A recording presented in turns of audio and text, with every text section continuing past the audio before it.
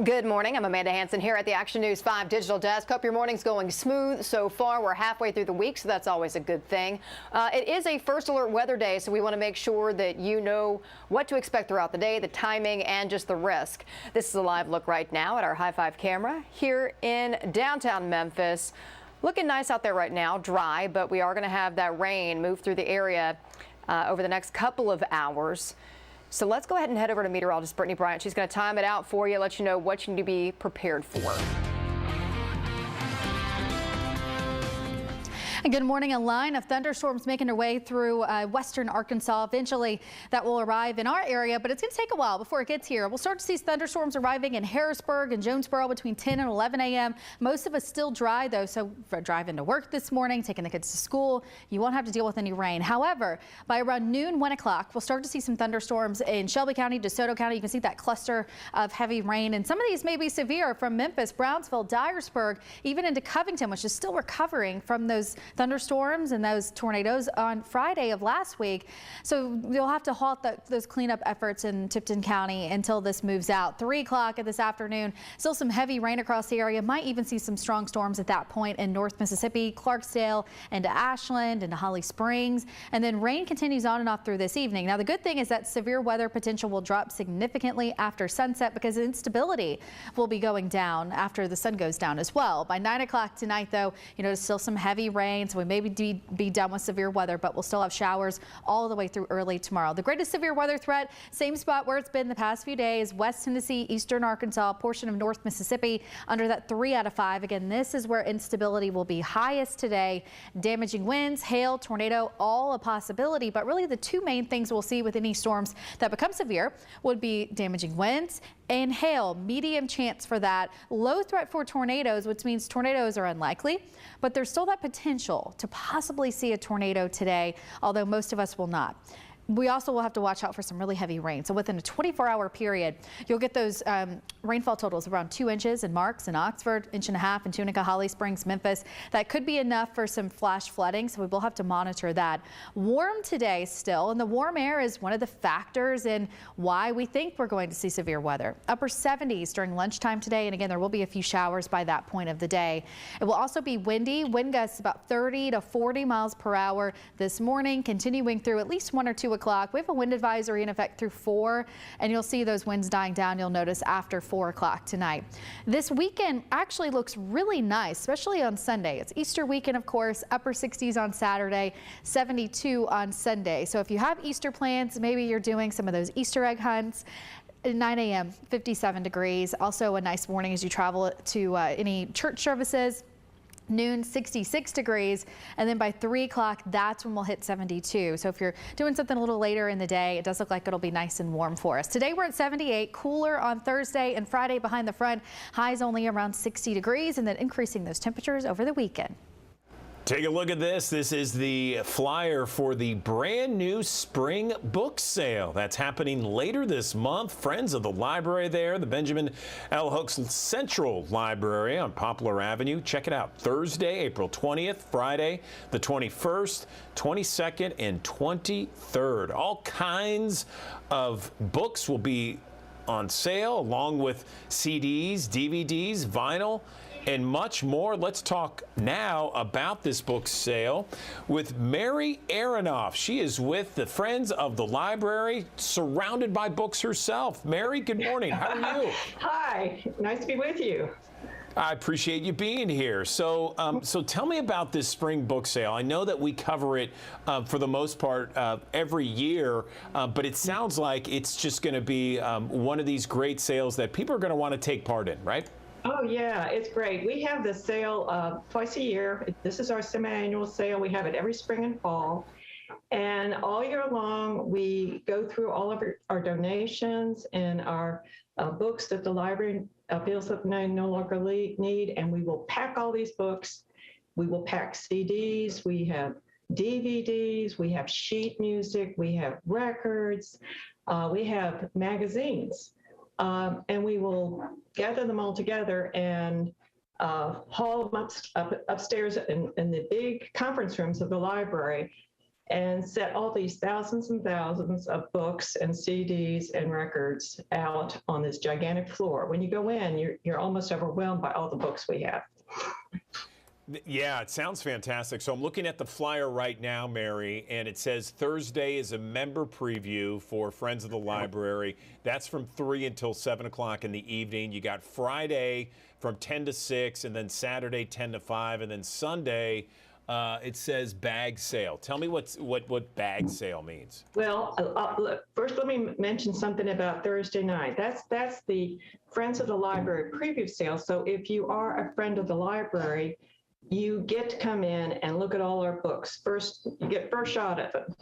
But you can join at the door, and it's only $10 per year for individual, $25 per family. The next 2 days, we're open to the public. So, you know, anybody can come in and look at books. And then whatever is left over after 3 days of this sale, whatever we have left over, we sell in what we call a bag sale, and that's from 11 until 2 on Sunday.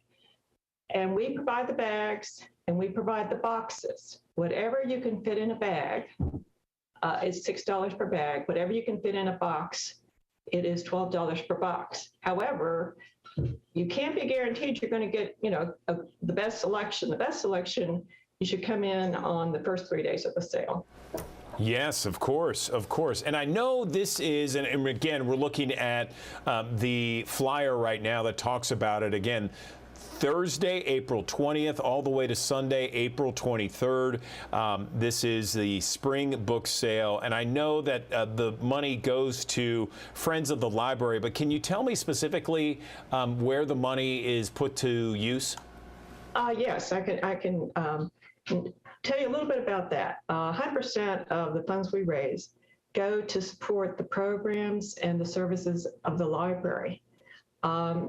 We help with the library's collection, including books and films and media. We also support annual programs and ongoing programs. Some of the annual programs that we support are Bookstock, which invites local authors to come and make presentations to the public. We have something called Boo Book, which is our Halloween program where little kids come and get free books and candy and craft supplies. And we also have a senior health fair. And then some of the branches have ongoing programs that they decided that are good for their particular community. Some of the managers of our branches have decided to hold yoga classes, nutrition classes, exercise classes, art classes, and book clubs. Anything that our local managers think might be very helpful to make their community better. And so we help support those programs. We also help support our robotics team. We have a team that is in competition and goes from cities throughout the region and apparently has done pretty well. And we also have a program called Cloud 901, which is a program to support creative endeavors for teenagers. And we have supply mentorship and equipment for them to do videos, recordings, poetry, art, any number of creative endeavors. So we have lots of ongoing programs like that too. I'm curious about what we earn, tries to go support these programs. Okay, great. I appreciate you explaining that. I'm curious though, so you have thousands of books, CDs, DVDs. How do you and your team decide which books go for sale and which stay in the library? Well, initially the books are brought to our back dock area and they're hauled to the hallway where many of us work in the basement, and we go through boxes and boxes of books. And we have some scanners which help us price books that might be worth going onto Amazon because they're so valuable. And again, we're trying to get the best price for what are donated. And if it doesn't go to Amazon and it's in pretty good shape, we will then put the books in a massive storage area where we have them categorized by subject.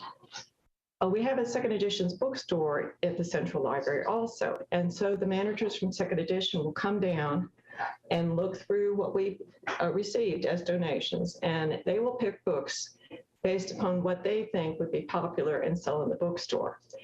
And then after that, or during the whole time, we will then start culling through the books and packing books. As soon as we finish one book sale, we are going through and starting to pack for the next book sale. And we do that every 6 months and then have our sale.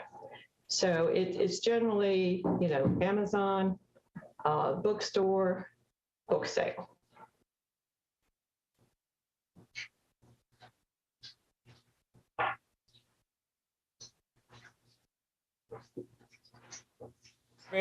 Sorry, Mary. I was just saying I have the flyer up here, and No it has problem. a QR code there at the bottom. And the QR code, I guess people can scan it and then kind of look online and see what kind of books, CDs and DVDs are available. Is that true? Is there a place where people can go online you and check actually it have to out? come physically to the library to see all the wonderful things we have. The QR code, I think, brings you to the Friends of the Library site, I believe. But I see. in order to see the selection, and let me tell you, we have bunches of cookbooks. If you love cookbooks, we have lots of cookbooks. We have children's books, books for young adults. We have hardback and paperback books, science fiction books, mystery books, history, war, biography, travel, religion. You name it, we have it. So we have a very, very wide selection of books, but you physically will have to come look and see all the great selection we have. We also have some specially priced book sets, and they will be at the very entrance to our book sale. Fantastic. Okay, Mary Aronoff with the Friends of the Library. I really appreciate you joining us. Quickly, let me get the address where people can go to get some more information about this sale. The address for, they can do memphislibraryfriends.org is the website, and it will, if they went to that site and they hit on sale, it would pull up the information about the book sale. Also, if they go to the Memphis Public Library website, they will have it will be scrolled down with some other events that are happening, but they should be able to find the information there too.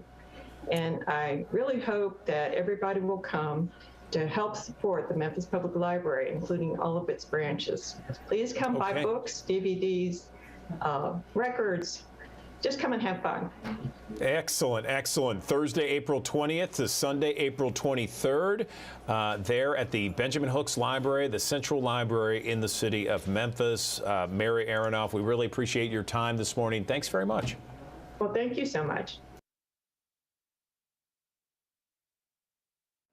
All right, it is the first day of spring here on a March 20th. We are excited to be talking about spring because that is the perfect time for so many homeowners out there to improve their house, renovations, do-it-yourself home improvement projects. We want to talk to an expert about DIY projects. So we have brought into the digital desk Chip Wade. He's a favorite TV home improvement expert. Perhaps you recognize him. He's the original Emmy Award-winning host of HGTV shows like Elbow Room, Curb Appeal, The Block, and several others. Chip, how are you? Good morning. I'm great, Andrew. Thank you for having me.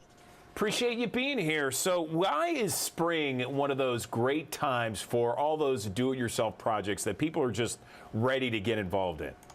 You know, I think it's the opportunity for us to take advantage of that kind of natural energy-inducing life of all the trees coming out and that little sprig of warm weather. For me, it just boosts me full of energy, and it's like we need to harness that for productivity, doing the fun things, doing the necessary things, but doing it in a way that, you know, is not too cumbersome, that we can enjoy this process of all this new life.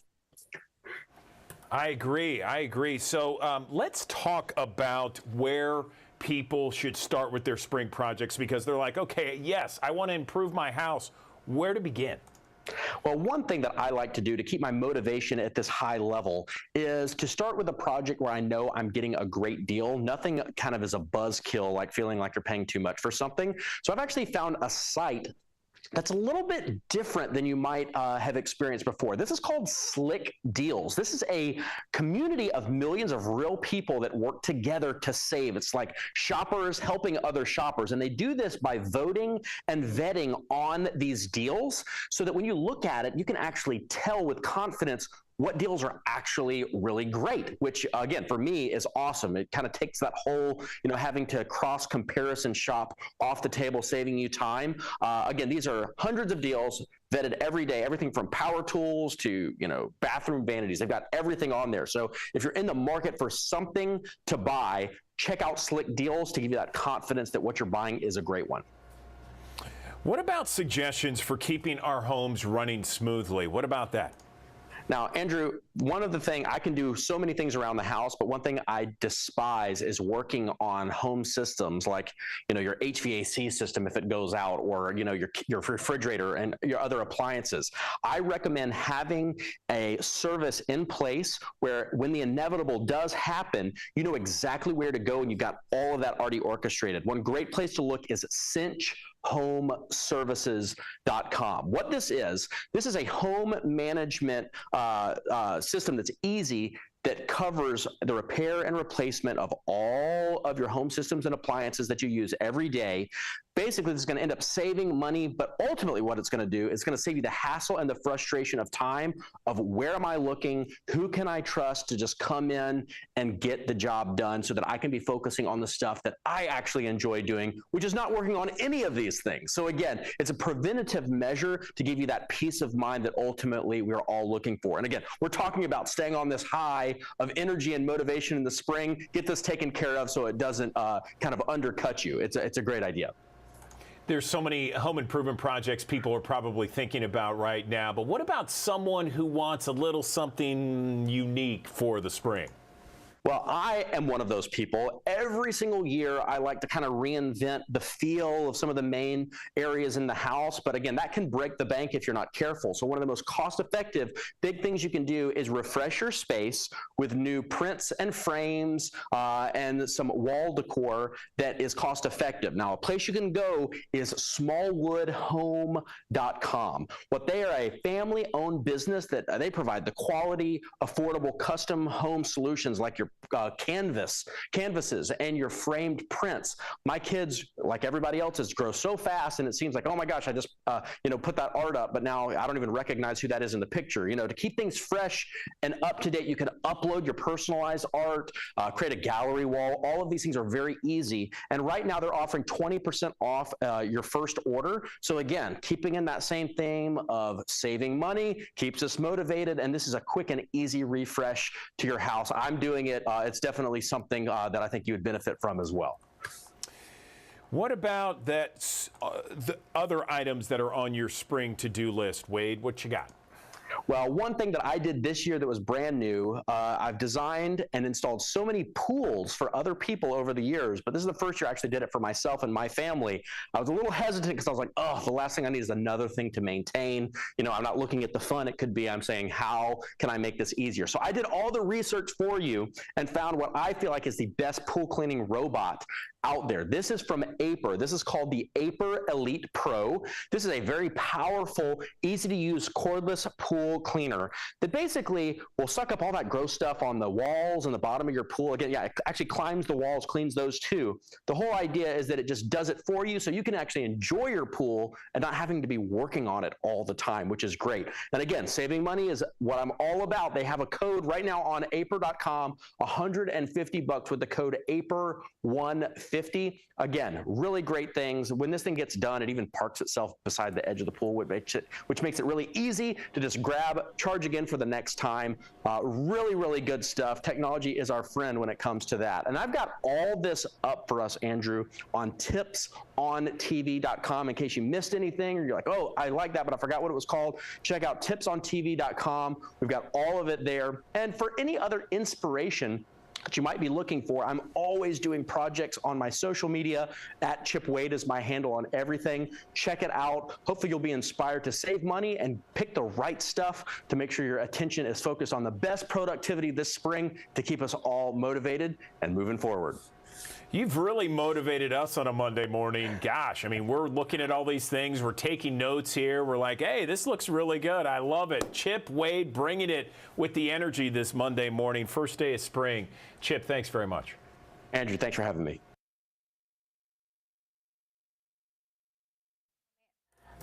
Amanda Hansen here at the Action News 5 digital desk, and I want to go to a quote by Winston Churchill where it says, "Success consists of going from failure to failure without the loss of enthusiasm." You know, I think that's an important point, to be able to celebrate those failures and also look at those as a chance to grow. And so joining me now to talk more about this topic and overcoming failure, daring to take chances, is Olakunle Sorion, I hope I'm saying your name correctly, an entrepreneur and co-author of the book A Love Affair with Failure: When Hitting Bottom Becomes a Launchpad to Success.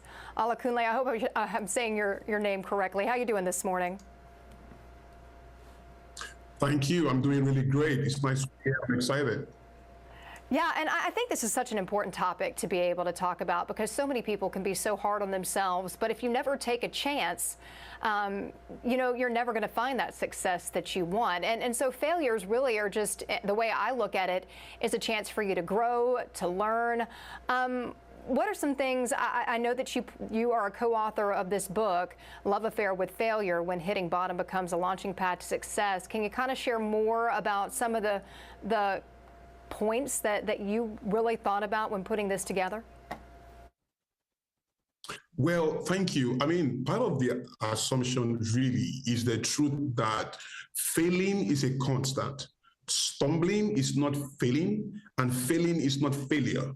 Failing is a journey, and that is part of the human condition. I think a lot of people are their own worst critic, right? We are so hard on ourselves. And so I think a lot of times when it comes to trying new things, there's this fear of failure. And how can that be really hindering for people? Yes, thank you so much. I think that if we become more self-accepting and to understand that when we fail, we are in a very big club of so many great people who have probably experienced worse, and that our case will not be the worst that has happened in the human condition, and that whatever happens, the possibility of transformation, the promise of change is pretty much a human right, even if it's not documented as so. And so the universe somehow compensates this truth, the idea prevailing experiences is the pathway to future meaning, to future power, future influence, or whatever it is great and promising in the future. We have to accept that as a given and remind ourselves that we have a right to that. And again, that whatever it is that happens to us as human beings, we must remind ourselves that what is coming will always come.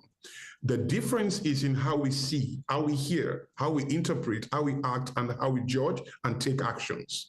And so these are the things that define our common experiences as human beings, no matter who we are, whether it's Oprah Winfrey, who was fired as a news anchor, or it is Walt Disney, who was fired at age 20 for not being creative enough, or it's Mark Cuban, who was fired as well, you know, on his sales job, and today is a billionaire. We can go on and on. Is it Abraham Lincoln, who tried for office at different levels, but became president of the United States after failing in many other offices? So the reality is that possibilities are always within reach, and every human being has that comfort in the universe that if you accept yourself and deserving of the future that you prefer, you will find yourself there. You know, I know you're an entrepreneur yourself, and I know you do a lot of talks helping to kind of give advice to other people. And so, I mean, have you had your own encounters with failure, and what was that experience like? What did you take away from that? How did it help you to be where you are now?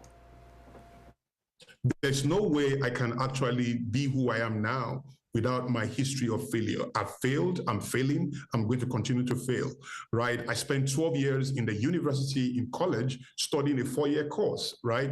After 12 years, you should have a bachelor's degree, 2 master's degree, and a doctorate degree. I got a bachelor's degree. It was shameful, it was tough, but I just had to hang in there. Today, what I learned there cannot be learned in a book or be taught to me in a classroom. I can go on to my mistake as an entrepreneur, how much money I've lost, wrong judgments, wrong decisions. Each one of them has added up to the resource background that I have today, such that if I have to do all of life again, and I have the blessing or misfortune of going through all I've gone through again, I will go through them again, as long as they will bring me to where I am now. Because where I am now, I have no regrets. I'm excited, I'm powerful, I'm moving, and I'm getting better and better on a daily basis. I guess that's the way we have to look at life. Oh, yeah. And for those people that have doubts, you know, they say, I just don't know if I can do that. How can you overcome that when you maybe have that feeling deep rooted inside of you? How do you kind of brush that doubt aside? Yeah, I think to be self-accepting is very important, and to understand that, you know, doubts will always be in your heart, in your head, and the faith and the audacity you need is in your heart. You don't do what you do with the absence of doubt. You do what you have to do in spite of the feeling of doubts. Doubts are almost constant, whether we like it or not. Like I said, what is coming will come. Again, when you accept yourself, reach out. We should learn to understand that a lot of people have gone through or are going through whatever it is we are going through. And so we should reach out and find more intelligence, more clarity, more information from people who have been there, done that, and who can share a part of their own journey and how they navigate it. That has helped me a lot, right? There are mentors to reach out to, friends who have a part of history of competence, who have defeated some of the things confronting us. We will find a lot of comfort with that, and we'll keep moving forward. What advice would you give someone that is sitting here, they're watching, they're like, you know, I've tried, I feel like I've failed over and over, and I feel like I'm at the point of saying, I'm just ready to throw in the towel, I give up. What advice would you give them to keep going? I would say try again and keep going. Most importantly, reach out to somebody else and try to add new information to what you've been doing before. There's always something new you can add to the volume that you have before now, and that could just be it. And even if that doesn't work, keep moving and keep adding something new. It's only a matter of time before you realize that the universe listens, and somehow the universe compensates that.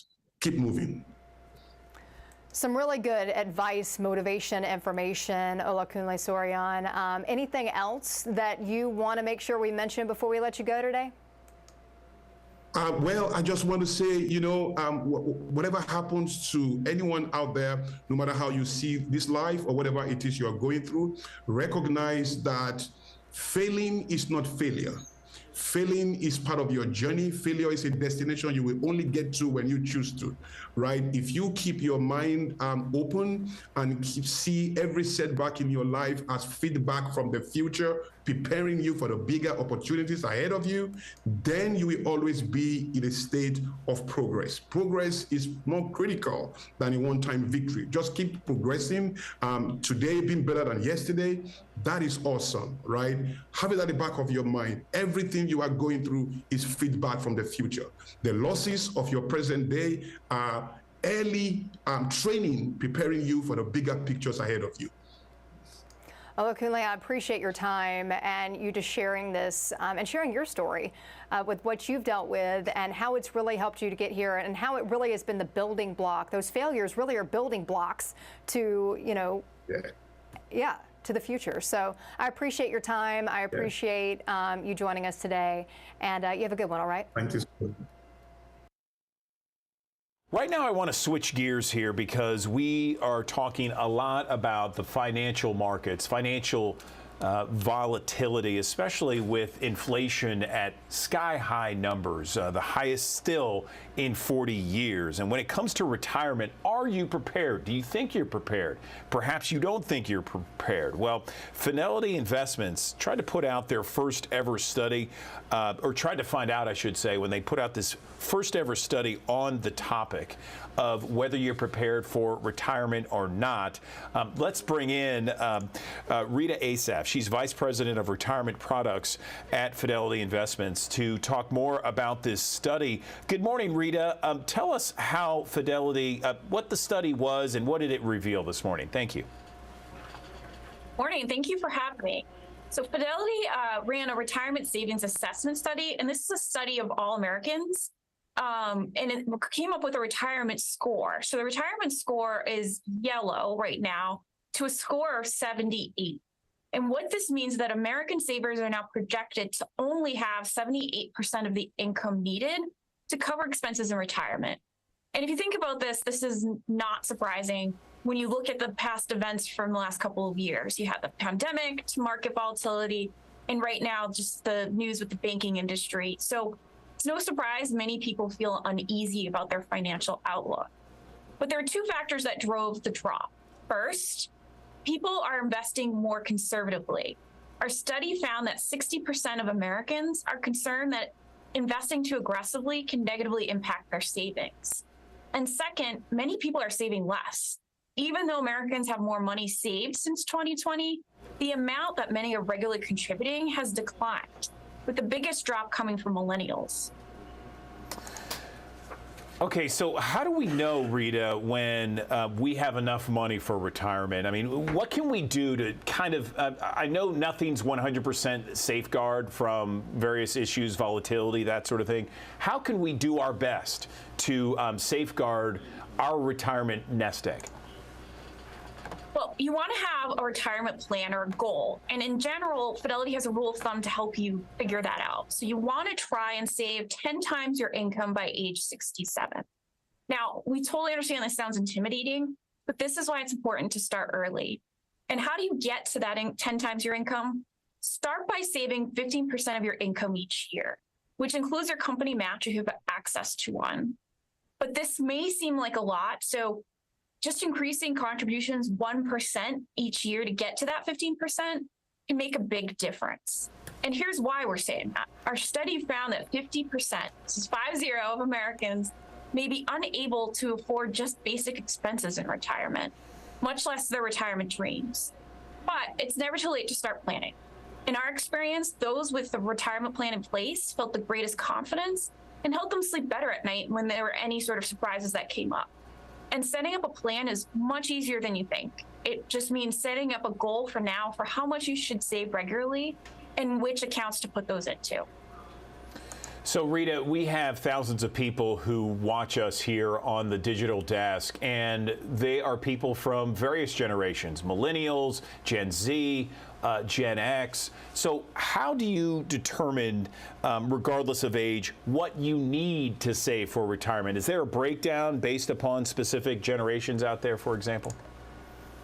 Well, I would say overall, there are 3 tips to help you prepare for retirement. Obviously, there will be changes depending on how old you are, but let's just start with, the general guardrails, which is first, save as much as you can. And what we mean for that is that 15% of your income each year. Second, make your money work for you. You want to have the right investment mix of stocks, bonds, and cash based on how far you are from retirement and how comfortable you are with risk. And that investment mix will change as you get older. And lastly, you want to reevaluate your retirement plan. Waiting longer to retire does have its benefits because you can build saving longer and you can actually increase Social Security payments. But we know this isn't easy. So what we found is that some people are actually working part-time or even making money off of hobbies, and that can help them from tapping into their retirement savings earlier. And for those who can't do this, because we understand it's not an option for everyone, it might make more sense to evaluate how much you plan to spend in retirement, where you can make some cuts. So, Rita, we understand there's, I think Fidelity has a retirement score available. How can we check that? What is the retirement score, first off, and how does that determine where we are in terms of retirement savings? Sure. So Fidelity has several resources to help you get started, including this Fidelity Retirement Score. And the score is basically a measure of how much you'll be able to, your income will be able to provide for your expenses in retirement. So if you check the score, you can see where you stand and make changes to supercharge your retirement. So to get started, you can go to fidelity.com/score, and there are a number of resources there to help you. Okay, so again, so many people watching us right now, and many of them might be thinking, okay, we've had a tough few years here. I've had to dip into savings. Where do I begin to really kind of set myself up for retirement? If you were to name like 3 things of where people can begin to really get that retirement score up, let's say, where would you recommend people start? Look at your contributions. See how much you can actually contribute. And as you get older, you actually have access to contribute more. So those who are 50 or older can take advantage of what we call catch-up contributions, where they can contribute an extra $1,000 each year to an IRA. Second, and this actually helps with your retirement preparedness, that investment mix. You really want to be sure that you have the right investment mix, especially aligned to your time horizon, how far you are from retirement. Those are 2 that will immediately help you with your retirement readiness and are near-term steps that you can take now. Okay, Rita Asaf, Vice President, Retirement Products at Fidelity Investments. We appreciate the conversation. It's a very important conversation to have, Rita. So thanks for joining us on the Digital Desk. Appreciate it. Thank you for having me.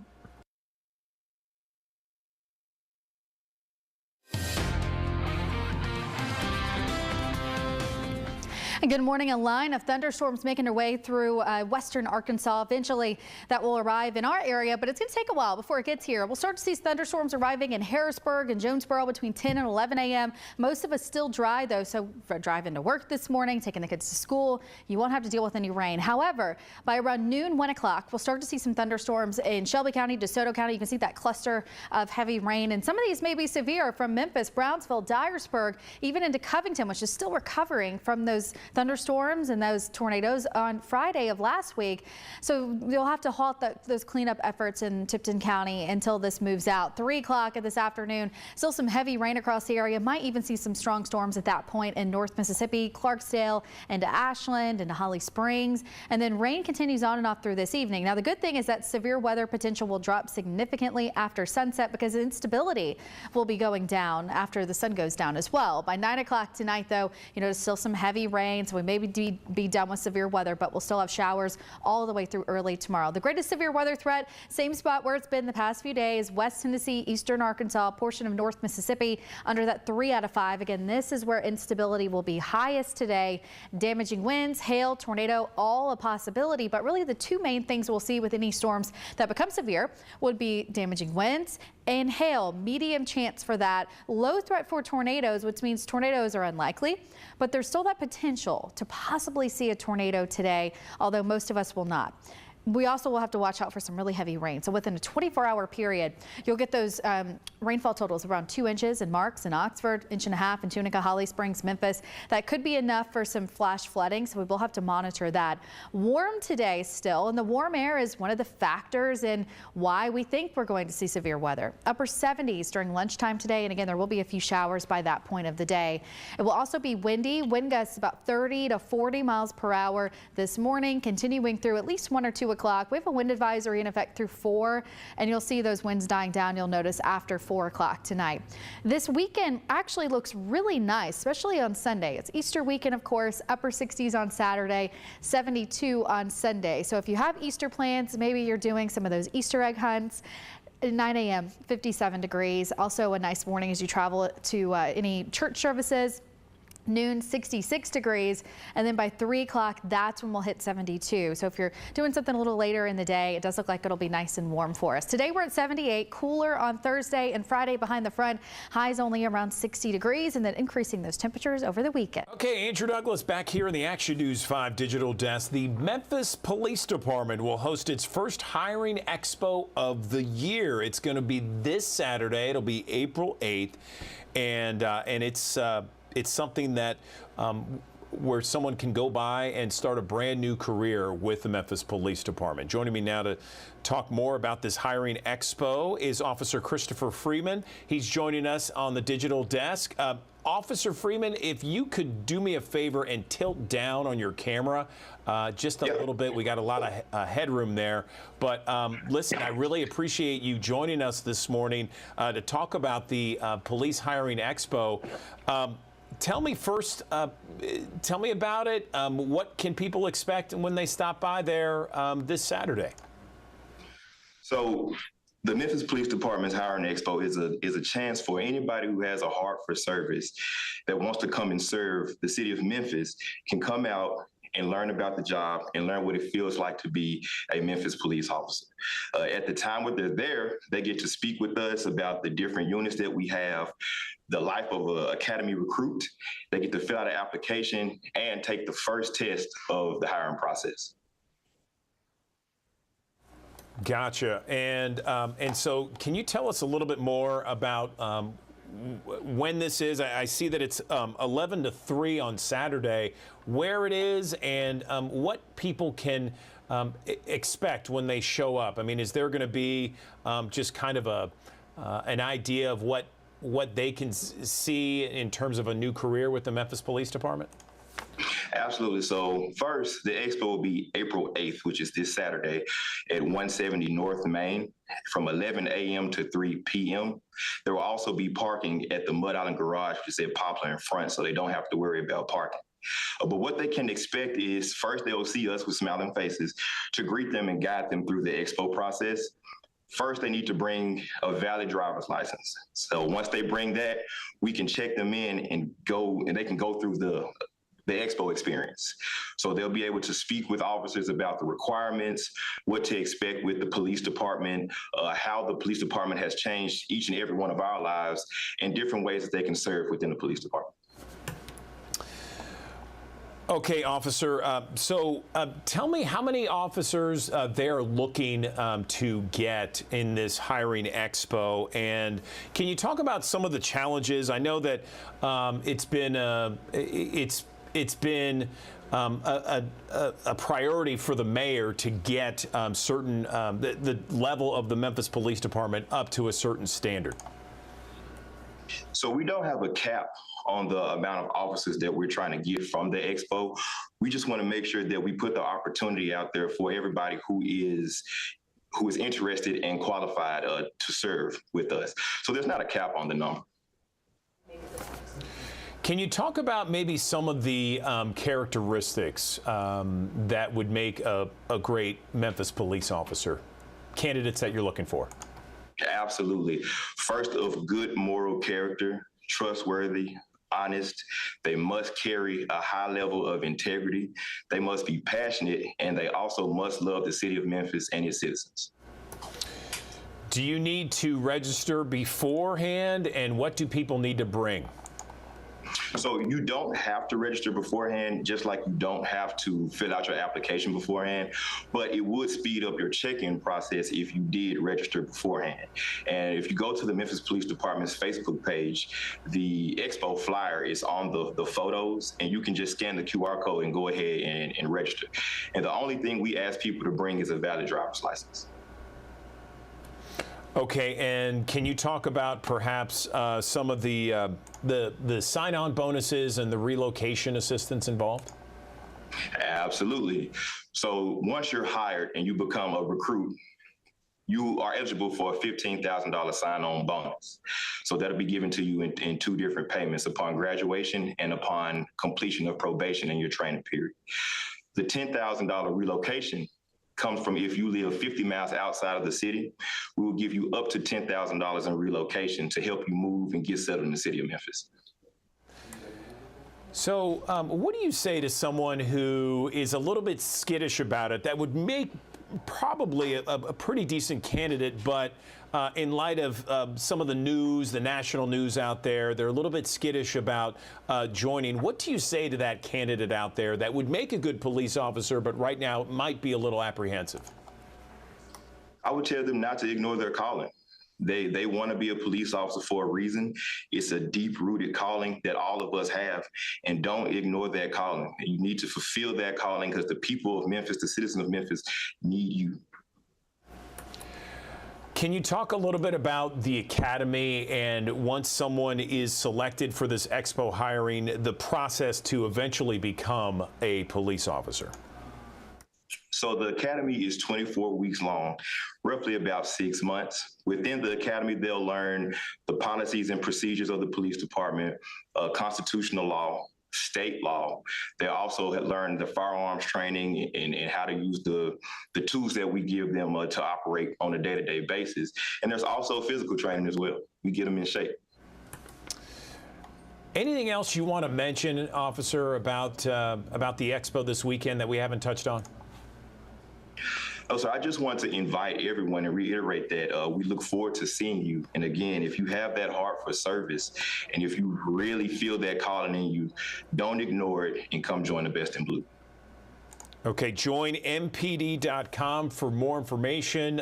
Christopher Freeman, we really appreciate you joining us and filling us in on the expo this Saturday from 11 to 3. Thanks so very much. Thank you, sir. Let's switch gears here and let's talk about living with kidney disease. It is extremely hard, and while the treatment is life-saving, it's also life-changing because it forces patients to fit their lives into their dialysis schedule. And there's a patient-friendly home dialysis device that helps patients regain control of their lives.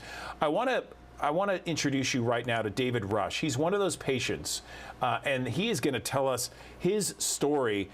David, good morning to you. Tell us about how you found out about kidney disease and how this health journey has really affected your lifestyle and your music career. Good morning.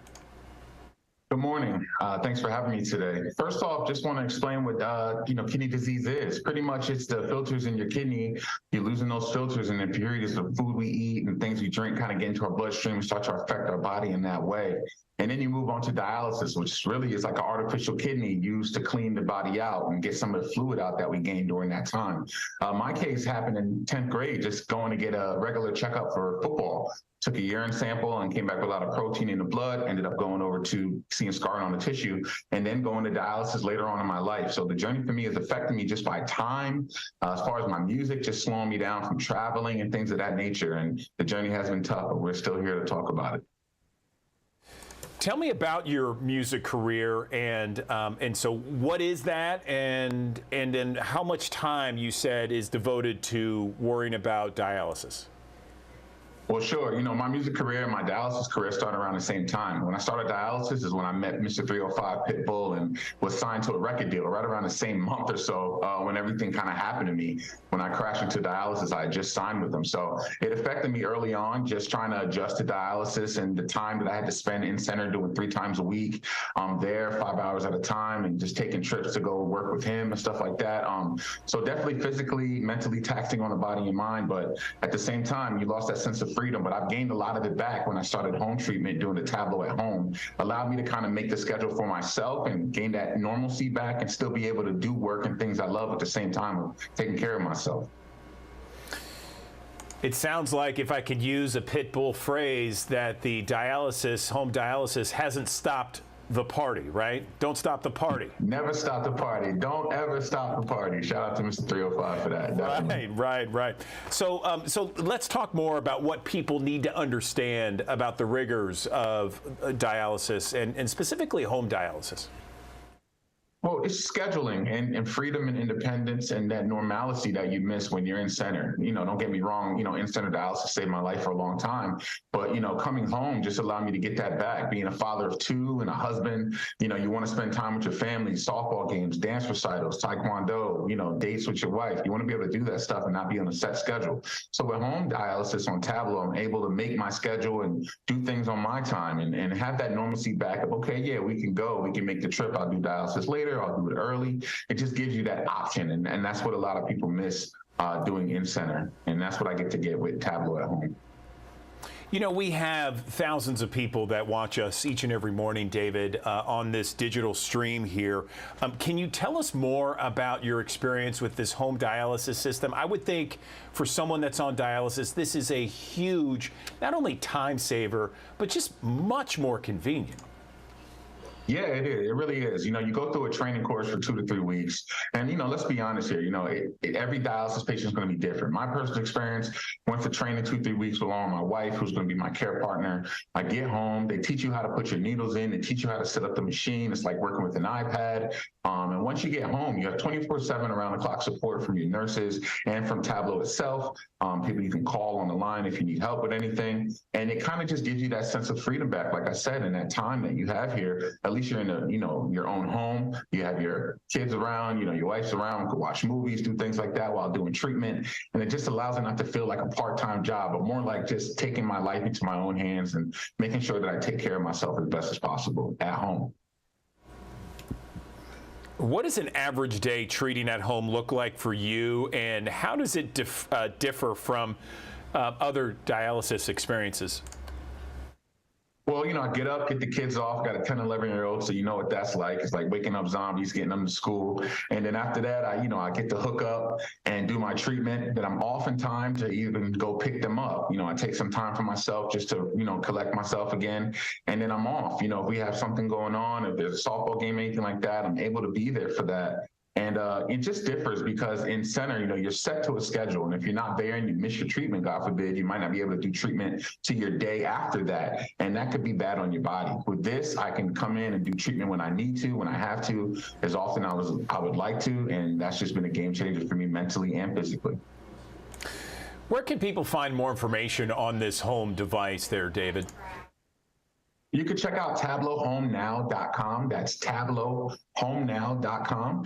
You go in there and you'll see everything that you need to know about the Tablo and home dialysis machine. And talk to your doctor, man. There's no question that's wrong. Ask any question you can. Be proactive in your health and just, most of all, take care of yourself because, you only get one shot here. So take care of your body, and I wish everybody luck on their journey.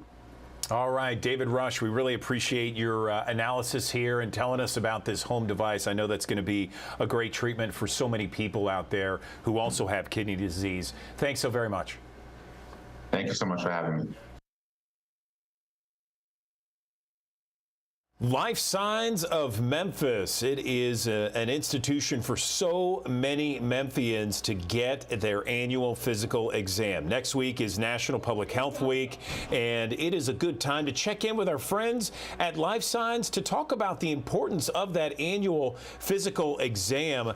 Let's right now talk to Sandy Bradford. He's Director of Business Development. He's on the Action News 5 digital desk. And for people that are not familiar, Sandy, let's talk about Life Signs and what it provides for Memphis and the Mid-South. Yes, sir. We're a unique doctor's office, and what we do is focus on preventive care and the early diagnosis of disease. We do this by providing comprehensive physical examinations to anybody that's interested, and we have a great interest in partnering with corporations, and we communicate our services to those employees of corporations. But we're very, very good at finding problems early and keeping people healthy. Yes, and I was actually there about a week ago, and great facility, great staff. I have nothing but good things to say. And next week is National Public Health Week, so can you talk again about why it's so important to get that physical exam? Well, the simple answer is just early detection. Obviously, if you have a health issue that is bothering you, you want to try to get it taken care of as early as possible. The first thing you have to do, though, is find out that you actually got a health issue. Sometimes people put it off long enough to where an ailment, a pain somewhere in the body becomes kind of the new normal, and they just kind of figure that it's part of growing older. But you need to at least have an annual checkup, find problems early so they can be treated and taken care of so they don't become life-threatening. You know, it's my mistake. Actually, this week is National Public Health Week, but hey, I mean, if you need an annual exam, it doesn't matter what week it is, you got to go and sign up for one. Tell us about the mobile medical clinic that you guys have. I guess that means you can just kind of go to where people are to kind of meet the need, right? Right, yeah, that's basically the long and short of it. We launched Healthy Here, which is our mobile unit. We launched that back in 2016. And so if employees within an organization or anybody in the community, well, basically the company, if their employees cannot come to us, if they don't have the time to be able to get away from work, we can actually bring the doctor to them at the work site. And at the work site, we'll perform about a 30-minute physical examination. And it typically goes beyond what most doctors are able to do in their office. And so it's about 30 minutes. They come out to the mobile unit, get their exam, go right back into work. And otherwise, a lot of people would not go to the doctor and put it off until their issue became symptomatic, and at which time it might also become a more serious condition. So it makes it real convenient, and that's the reason that employees take advantage of it. So if you can't come see us, we can work out a program to come see you at your job site. That's a great idea, and especially for a lot of guys out there. You know, a lot of guys won't go see the doctor's office or won't go to the doctor until like we're on death's door. You know, I mean that's just kind of how we are. I mean, so that's right. If there's someone out there that's maybe a little hesitant about getting a physical exam, what would be your way to convince them to do so? Well, I would just say that if they wanted to come see us, we actually are set up to do more testing in one visit than anybody in the area entirely. So we can actually do the testing that you would normally have to go to anywhere from 5 to 6 different providers to get. So by coming to us at Life Signs, we can do it all in about a 2-hour period and have about every test that you would want to possibly have done. And again, we're very, very good at finding problems. So it would be in your best interest if you've got a family, got kids and so forth. Take care of yourself. Come see us. We'll check you out. Make sure that you're healthy. If you're not healthy, if we find a problem, then we can help you take the necessary steps to get the care you need so you can become healthier and overcome whatever problem it is that you're facing. I know you guys you guys test on so many different levels, a stress test, you test hearing, everything, blood work, that sort of thing. And it usually takes about 2 to 3 hours, right, to go through all those tests. And can you talk specifically about what Memphians are dealing with and why it's important for Memphians, Mid-Southerners, to have this test? Right. Shelby County and Memphis area, we've got a major problem with obviously diabetes, with hypertension. There's a thing called metabolic syndrome, which is basically too much BMI, the obesity, the high cholesterol, the hypertension, all kind of rolled into one. And on top of that, we've still got a lot of Memphians that still smoke, which obviously exacerbates a lot of other issues along with the obesity. So it's a real problem. And cancer, obesity, hypertension, they kill a lot of people in the area. It's all heart disease. So heart disease and cancer. And these problems can be found early. They can be taken care of. They can be treated. And so people don't have to die. And so that's kind of our mission, is preserving health. So when you come see us, we want to find that problem. We want to help you get on the right track, and so it doesn't kill you, basically. But Shelby County, Memphis area, we've got some major issues. Sure, no question about it. So if people wanted to get connected with Life Signs, what's the best way they can do that, Sandy? Sure, they can give us a call. Our main number is 901-685-5520, or our website is lifesigns.com. If they want to call me directly, that's perfectly fine. My number is 901-260-9914. Okay, Sandy Bradford with Life Signs of Memphis. We appreciate your time here. Thanks very much, and stay healthy, everyone, right? Thank you for having me on. Yes, sir. Amanda Hansen back here at the Action News 5 digital desk. And this morning we want to talk about shingles. A lot of times I think people believe that this happens in older people, but if you didn't know, it can happen in younger people too. And so joining us now to talk more about this is Dr. Cyrilyn Walters with Regional One Health. Good morning, doctor. How you doing? Good morning. I'm good. How are you?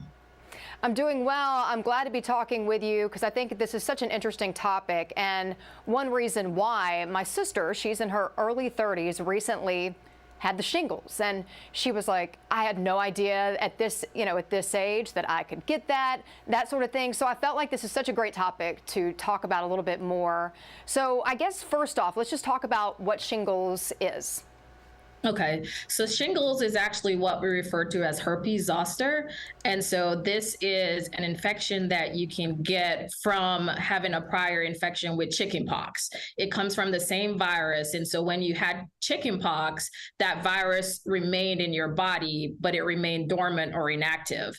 And for various reasons later in life, then you reactivate that virus and it causes shingles, which is a rash similar to chickenpox, but it's in one area of your body on one side that causes the same blistering, rash, and burning that you may have when you had chickenpox in the past. Are there things that can trigger shingles in individuals, such as stress, something like that? It's a theory that stress may induce shingles. One of the things that we do know is that shingles reactivate when your body's immune system is at its lowest. And that's why we tend to hear, you don't get shingles until you're older, because when you're a young child or when you're an older adult or past the age of 65, your immune system starts to weaken. And so now that we're seeing it in people that are under the age of 50, there is some concerns about, multifactorially, whether we have younger people that are sicker, and so they have some reduced immune system, or other stressors that cause your immune system to be lower at that time, including COVID that we just went through the pandemic. That's a good point with COVID. Who's most at risk, though? We've kind of touched on, a lot of times people see this in older people. Are those the ones that are most at risk? So those and anyone who has a weakened immune system. So about 1 in 3 of us will get shingles in our lifetime. And the ones who tend to be the most at risk are people who are over 50. And that's why the vaccines are recommended for that age group. And then anyone that has any type of immunity or weakened immunity. So from various diseases, like say HIV, if that was uncontrolled, children that have, immune disorders, or even adults with cancers and things like that, that may have weakened immunity. It makes sense. Thank goodness there's the chickenpox shot that's now available. They didn't have that when I was a kid, and I remember my mom would take me around kids that had the chickenpox so I would get it at a young age. So I guess let's talk about some of the signs, symptoms that people need to look out for, and maybe would alert them that maybe this is what they have. So the first thing that people tend to feel is like a burning, almost like an internal itch in an area of their body. It can be the trunk of your body. It can be on an arm, a leg, or a face. And so that's the first thing you started feeling without seeing the rash. About 5 to 7 days into that is when you start seeing kind of the fluid-filled rash that we become so comfortable with for chickenpox. And, of course, chickenpox is not as common. So there may be some people who've never actually seen the blistering rash, but it then blisters up in that same area, one side of your body, and over time, then that crusts over like you would have with a typical chickenpox. Some people may end up having fevers associated with it or abdominal pain, but the primary problem is the rash on one side of your body. My sister, she immediately was feeling, she felt like it was that nerve pain. I mean, she said it was horrible. She ended up, I mean, she's not one that would just go into the emergency room. She ended up in the emergency room wanting to know what was going on. And then, of course, a few days later, that's when that rash appeared and it became evident that that's what it was. But at first it was kind of like, what is this? And she's a nurse, which is interesting enough. But I know we touched on this some, but younger people, why is it, you think, that more younger people are getting shingles like this? I know we mentioned the stress. Is that kind of, and just the weakened immune system, is that kind of really what it's all about? There's a couple different theories. And actually, if you look at the data, it shows that, as time has been going on, younger people are having higher rates of shingles than people over 50. They're starting to plateau a little bit. One of the major thought process is that if you were born before 1980, just like you talked about with your mom, everyone kind of got shingles naturally, or chickenpox, naturally. And so that chickenpox immunity they're feeling may be a little stronger than the vaccines we're now getting.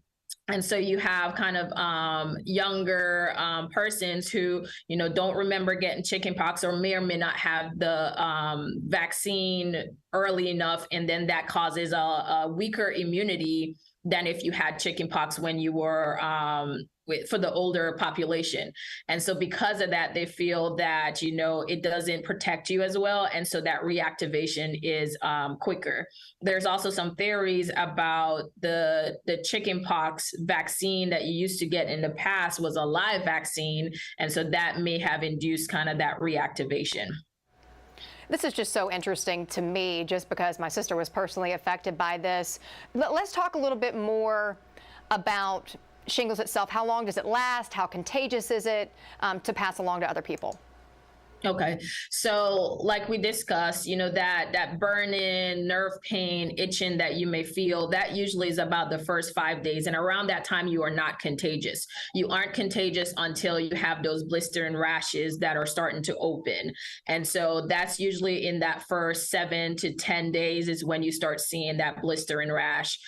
Over time, that crusts over. So once it's crusted, again, you're no longer contagious.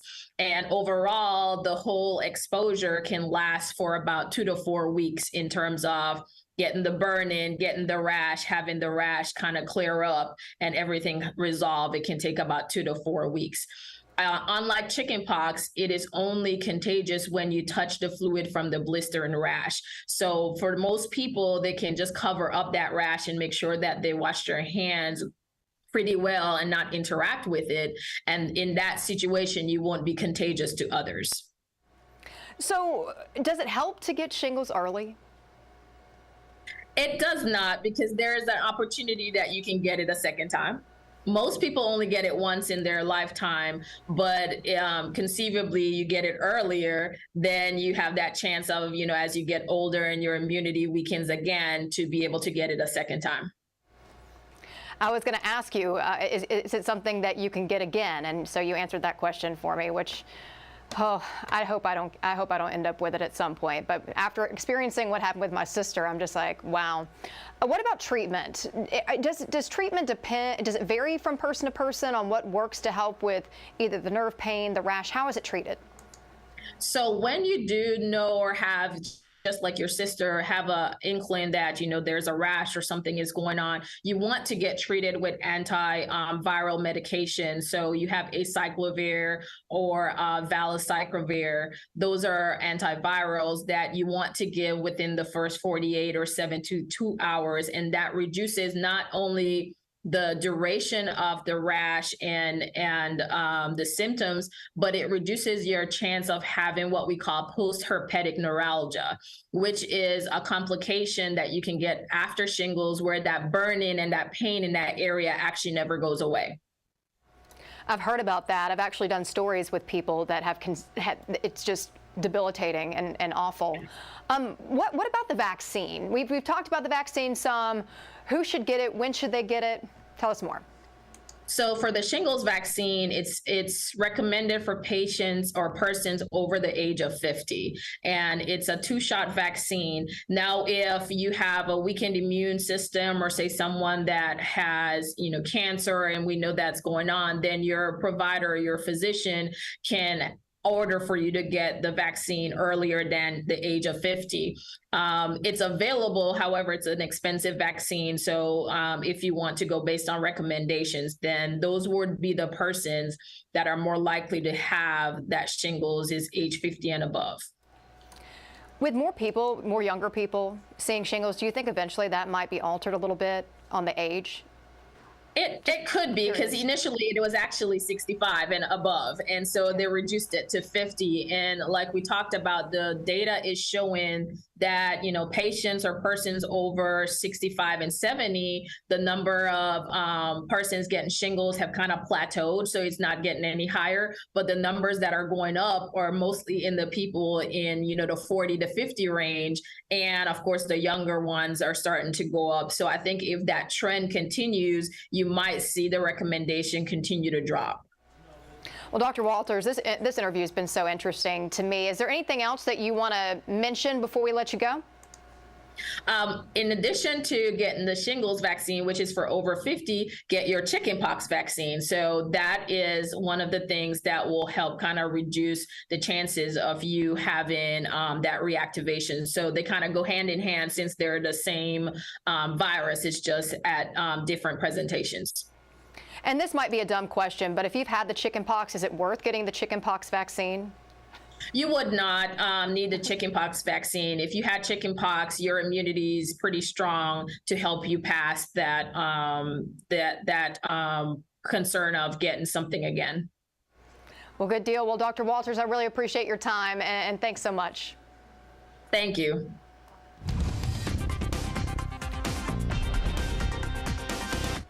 All right, it's a First Alert weather day, and we're making sure to keep you posted on what you need to know. Windstorms are expected to come through, because we know that this area has been hit hard by storms recently.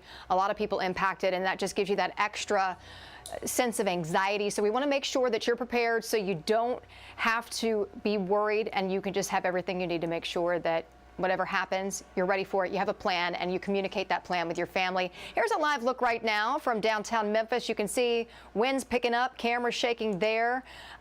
Winds are going to be a big thing today, so there's always that concern of power outages when you see that sort of thing. But I want to get over to meteorologist Brittany Bryant and get the update on the timing and the major concerns for today.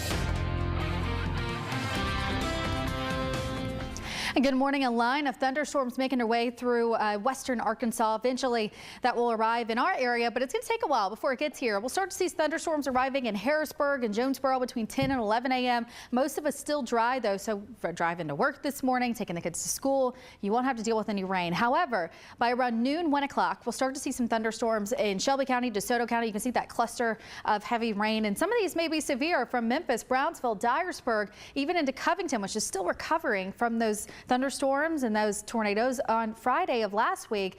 So you'll have to halt those cleanup efforts in Tipton County until this moves out. 3 o'clock this afternoon, still some heavy rain across the area. Might even see some strong storms at that point in North Mississippi, Clarksdale, into Ashland, into Holly Springs. And then rain continues on and off through this evening. Now, the good thing is that severe weather potential will drop significantly after sunset, because instability will be going down after the sun goes down as well. By 9 o'clock tonight, though, still some heavy rain, so we may be done with severe weather, but we'll still have showers all the way through early tomorrow. The greatest severe weather threat, same spot where it's been the past few days, West Tennessee, eastern Arkansas, portion of North Mississippi, under that 3 out of 5. Again, this is where instability will be highest today.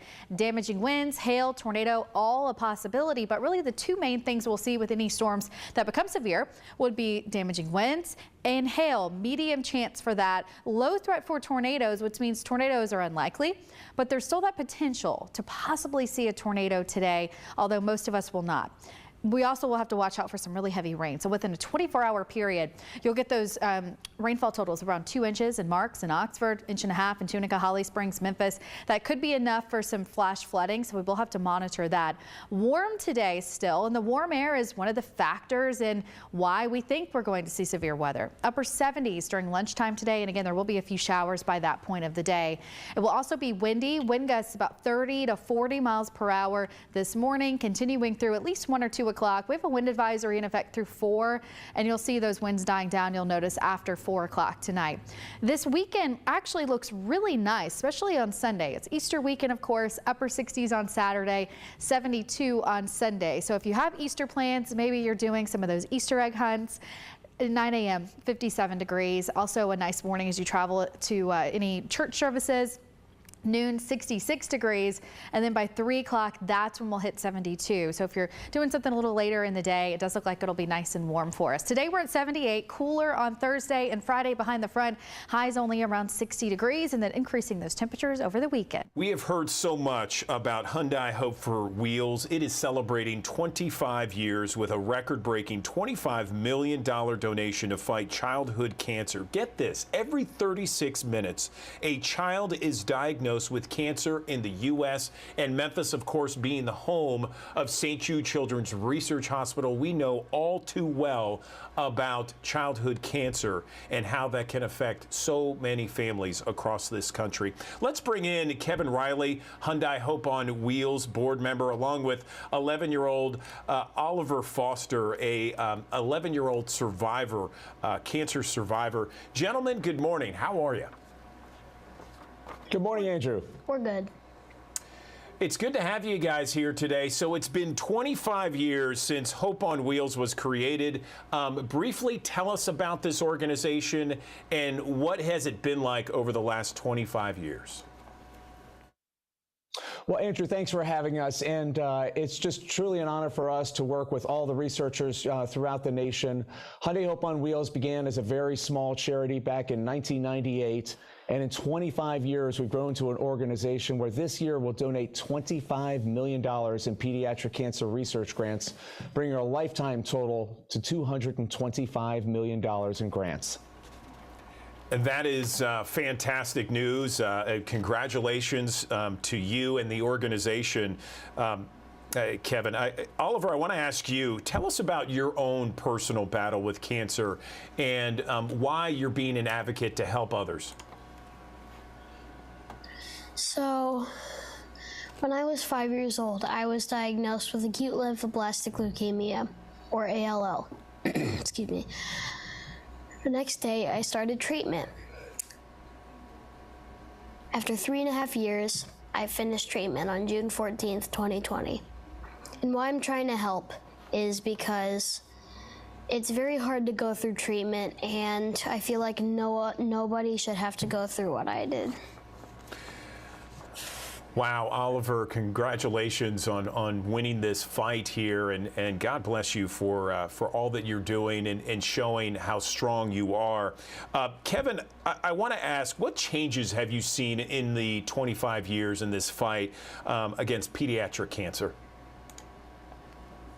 Well, it's interesting, Andrew, if we think about our own lives and the advancements of technology from 1998 to now, we see the same in the area of pediatric cancer research, where we can use new technologies to get results faster and move us faster to a cure. But Ali had mentioned about treatment. And so the great thing about technology, too, is there are less invasive treatment options now for children going through cancer treatment, making life after cancer that much better. Oliver, I want to ask you, what would you say to a little one out there, perhaps someone your age that just got that diagnosis? What would you say to them to kind of lift their spirits? I would say that you can be scared and still be brave, and to keep trying. That's great. I love that. Just the power of positivity. Kevin, the focus on research is so important to fight childhood cancer, right?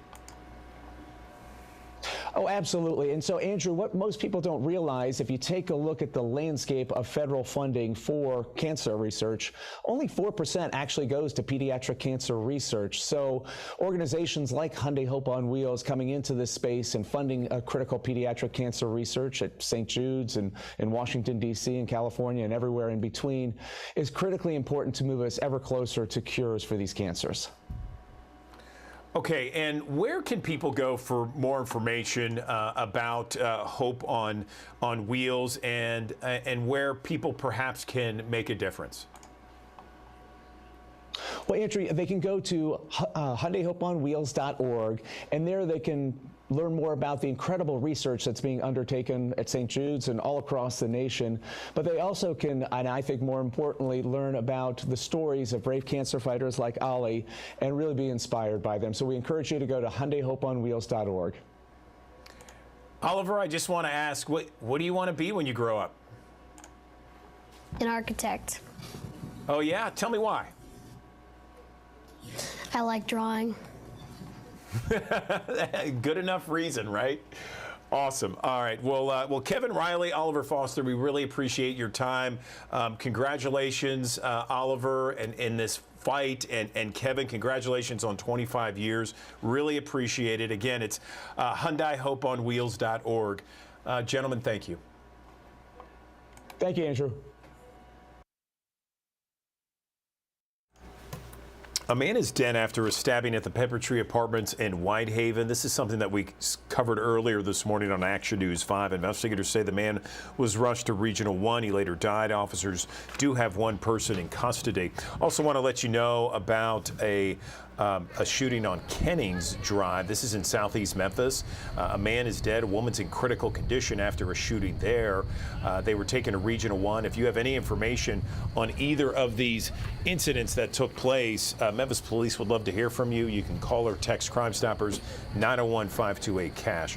Also want to tell you about a standoff between police and a man in Bartlett. It is now over. It was a domestic disturbance on Court Street. It took several hours here. A man found, according to police, flashed multiple firearms. He eventually surrendered peacefully, I should say. His name has not been released. The case remains under investigation.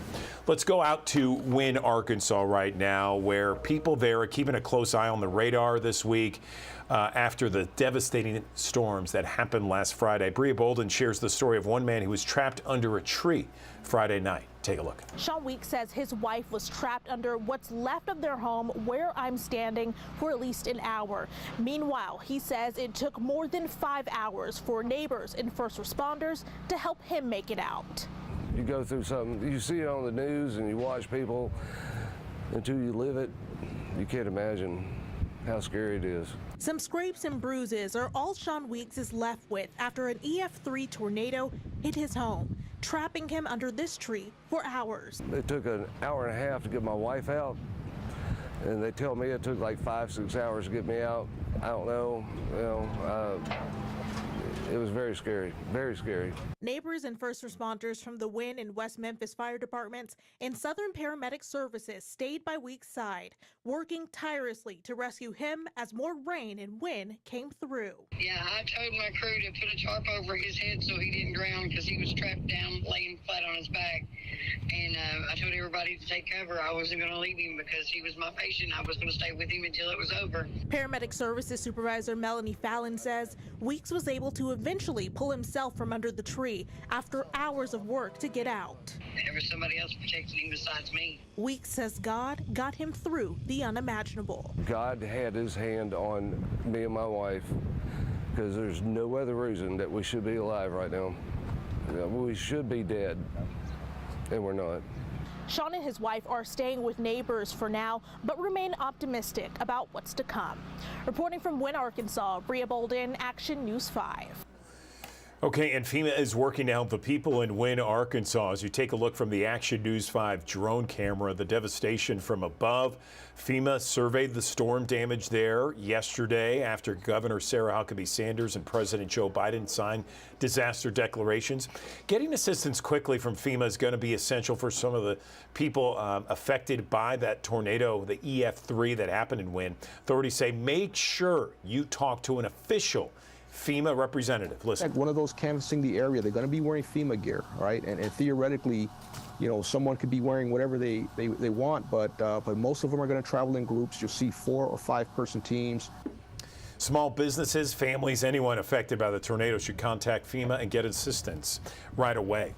Tennessee Governor Bill Lee requesting a disaster declaration for President Biden for counties in Tennessee dealing with storm damage. At the moment, Tipton County is estimating $37 million of damage to homes and businesses in that county. That's something FEMA can help with.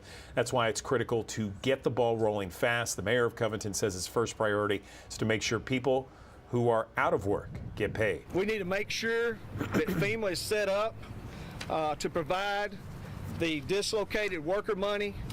These people have went through enough. They don't need to worry about where their paychecks are. If Governor Bill Lee's disaster declaration request is like other Mid-South states, the president is expected to sign it, giving the people of West Tennessee some much-needed relief that they will be able to rebuild however long it takes. 55 years ago, the Reverend Dr. Martin Luther King Jr. was gunned down on the balcony of the Lorraine Motel in downtown Memphis. More than a half-century later, Mid-Southerners are gathering to remember his legacy. Action News 5's Victoria Poirier has details. The man, the movement, the moment. Words that rang throughout downtown Memphis Tuesday to remember the late Dr. Martin Luther King Jr. Dr. King spent many years organizing marches, writing speeches, and trying to change America for the children of today. 55 years ago, he came to Memphis with that goal. But it didn't matter how long he was going to stay. He came here to help the sanitation workers here in Memphis. Hundreds gathered Tuesday night in the same city and location where he was assassinated, reminding the nation what King stood for and what he believed. Of those who honor Dr. King, we have de-radicalized Dr. King and frozen him on a mall in Washington with 3 simple words: I have a dream. Many young black activists in the Bluff City used this event as a reminder that the fight is not over. It's so important every single year that we find ourselves back in this place to remember that the dream was never killed. They were able to assassinate the dreamer, and even when he dropped the torch from his hand, a lot of us were able to pick it back up. After the memories and the messages, many walked away empowered. Pain, purpose, and passion. 3 words to describe how they plan to move forward. It's just another reminder that it's just time for young leaders to grab the baton and pick up the mantle and run. It's time for young black leaders, especially in Memphis and especially across the state of Tennessee, for us to pick up that mantle and for us to continue to keep moving the narrative and moving the needle forward. In downtown Memphis, Victoria Poirier, Action News 5. And hopefully that he will. Well, the Memphis Grizzlies, well, they certainly got another win last night after they took on the Portland Trailblazers, their 41st and final home game. With that, the Grizzlies finish with the best home record in the NBA. That's the first time that's happened in franchise history. Grizzlies went into the game 34-6 at home. One of those 6 losses was against the Trailblazers, but that was then and this is now. The Grizzlies won last night, 119-109. Finishing with an NBA best 35-6 record at home this season. They're 50-29 overall. They'll be back on the court tonight down in New Orleans against the Pelicans. To the Diamond now, Memphis Redbirds playing their first home game of the season, kicking off a 6-game home series against Nashville. Redbirds opened the season by going 1-2 on the road, but yesterday, a win for Memphis, beating Nashville 7-5. The 2 teams will face off again this afternoon, set for 12:05. Let's talk about the Showboats returning to the gridiron for the first time in 40 years. They take on the Philadelphia Stars at Simmons Bank Liberty Stadium in Memphis, April 15th. Since it's their first year back, Showboats want to make sure they put on a good competitive product on the field, and that's why they've been working so hard during training camp. Head coach Todd Haley and the GM David Rosano are hoping the Boats are ready to play when the Kickoff happens Saturday afternoon. It takes a little while for the offense to get going, but you're feeling each other out. It's the first game. Guys have to play themselves in shape, and you want to throw the ball and you want to produce points, and but it takes a couple games to really get in sync with each other. So a reminder, Brady White is under center for the Memphis Showboats this season, former Memphis Tiger quarterback and all-time leading passer. The Showboats and the Philadelphia Stars kicked their seasons off 1 week from Saturday, 3:30, April 15th at Simmons Bank Liberty Stadium. You can get your tickets at theusfl.com. Opening night for Broadway hit Chicago. It's celebrating 25 years. Can you believe it? It is in town right now, and we talked with a cast member about his ties to Memphis and what it's like being on the famed show. After 25 years, Chicago is still the one musical with everything that makes Broadway shimmy shake, a universal tale of fame, fortune, and all that jazz, with one show-stopping song after another and the most astonishing dancing you've ever seen. And guess what? It is coming back to the Orpheum next week, and we are so excited to welcome James Vessel. He is part of the ensemble, and he was also a Memphian for a short period of time, worked at Ballet Memphis for a while when he was here in Memphis. He joins us now at the digital desk. James, it's so great to talk to you. How are you? Tell me how you've been. How's Chicago? And tell us when you were in Memphis. Good morning. Good morning. I just want to say thank you so much for having me on this morning. It is such a pleasure to be a part of this iconic show. I joined the show about a month ago, and I have been just like in awe of the cast and the talent, the crew. Everyone is just like so gracious about welcoming me into the cast. I just am enjoying my time here. Going to different cities that I've been to before, haven't been to before, getting to share the art of this show is just such a pleasure. I'm so excited to come back to Memphis. I enjoy my time in Memphis so much, especially working with Ballet Memphis as well. So I'm really, really excited that we get to stay in Memphis for a full week and do a show at the Orpheum Theater, which is an iconic theater. And I always enjoyed performing at the Orpheum. And I worked at the Orpheum for a little bit as well while I was in Memphis. That is awesome. It's a full circle moment, I guess you could say. So tell me about this professional opportunity for you. When you tried out for the part, you got it.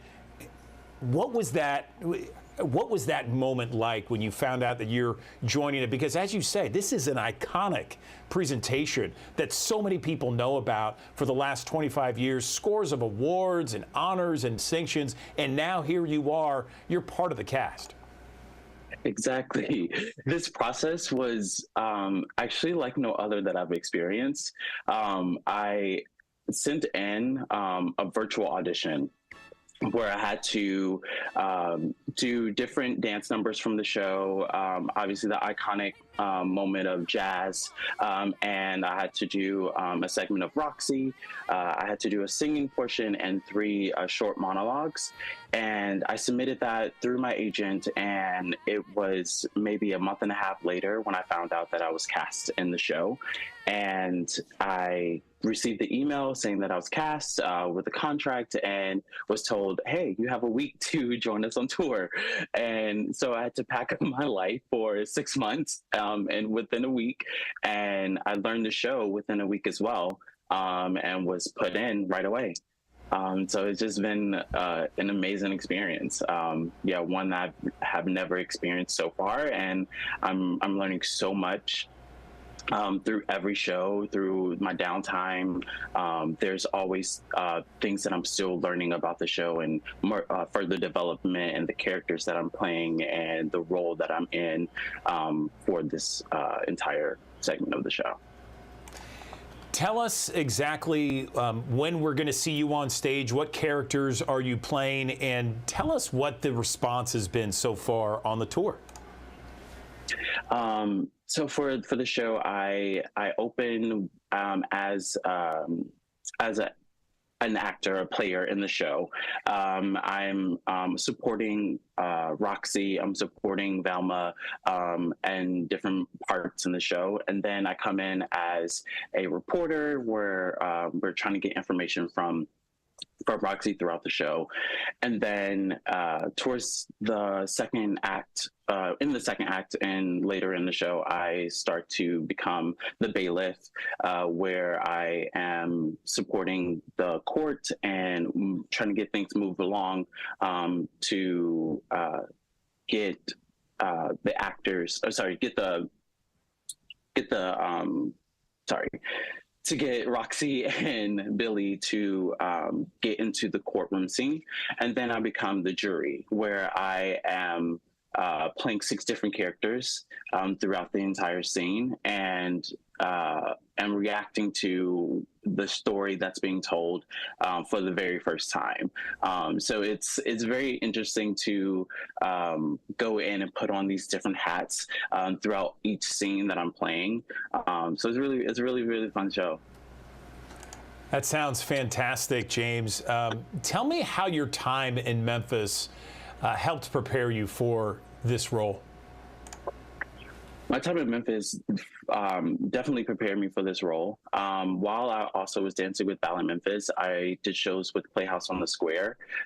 So I built a theater community there in Memphis. So I'm really excited to see my theater friends as well. I did many musical theater shows while there. So I got to sing and dance and act for about 6 or 7 different shows within my time span in Memphis. So yeah, it definitely directed me into going into more of a musical theater Broadway track. And I fell in love with musical theater while I was in Memphis. Actually, my first musical in Memphis was Memphis the Musical at Playhouse on the Square. So it's like really cool that, you know, Memphis just is a part of my journey and getting into musical theater and Broadway. That is fantastic, James. Congratulations on that. Tell us when, what time period, what time frame did you live in Memphis? 2015 to, I believe, 2018. Okay, all right. There, okay. So for someone who might not know much about Chicago, the musical that's coming next week to the Orpheum, what's the best way to describe this show, this production coming? The best way to describe this show is you have a young woman, Roxy, who is wanting to be a star and is willing to do anything possible to make that happen. And along her way, she finds people who want that same thing. And yeah, they end up getting it in the long run. Fantastic. What's the first thing you're going to do when you have some downtime in Memphis? Oh, definitely get barbecue. Going to Central Barbecue. All right. Well, James, really appreciate your time this morning. Thanks so very much. And best of luck. Congratulations to you and your professional career. It's great to see you're doing so well. And looking forward to having you return to Memphis later. Awesome. Thank you so much. In April. Yes, absolutely. Take care of yourself. Good stuff.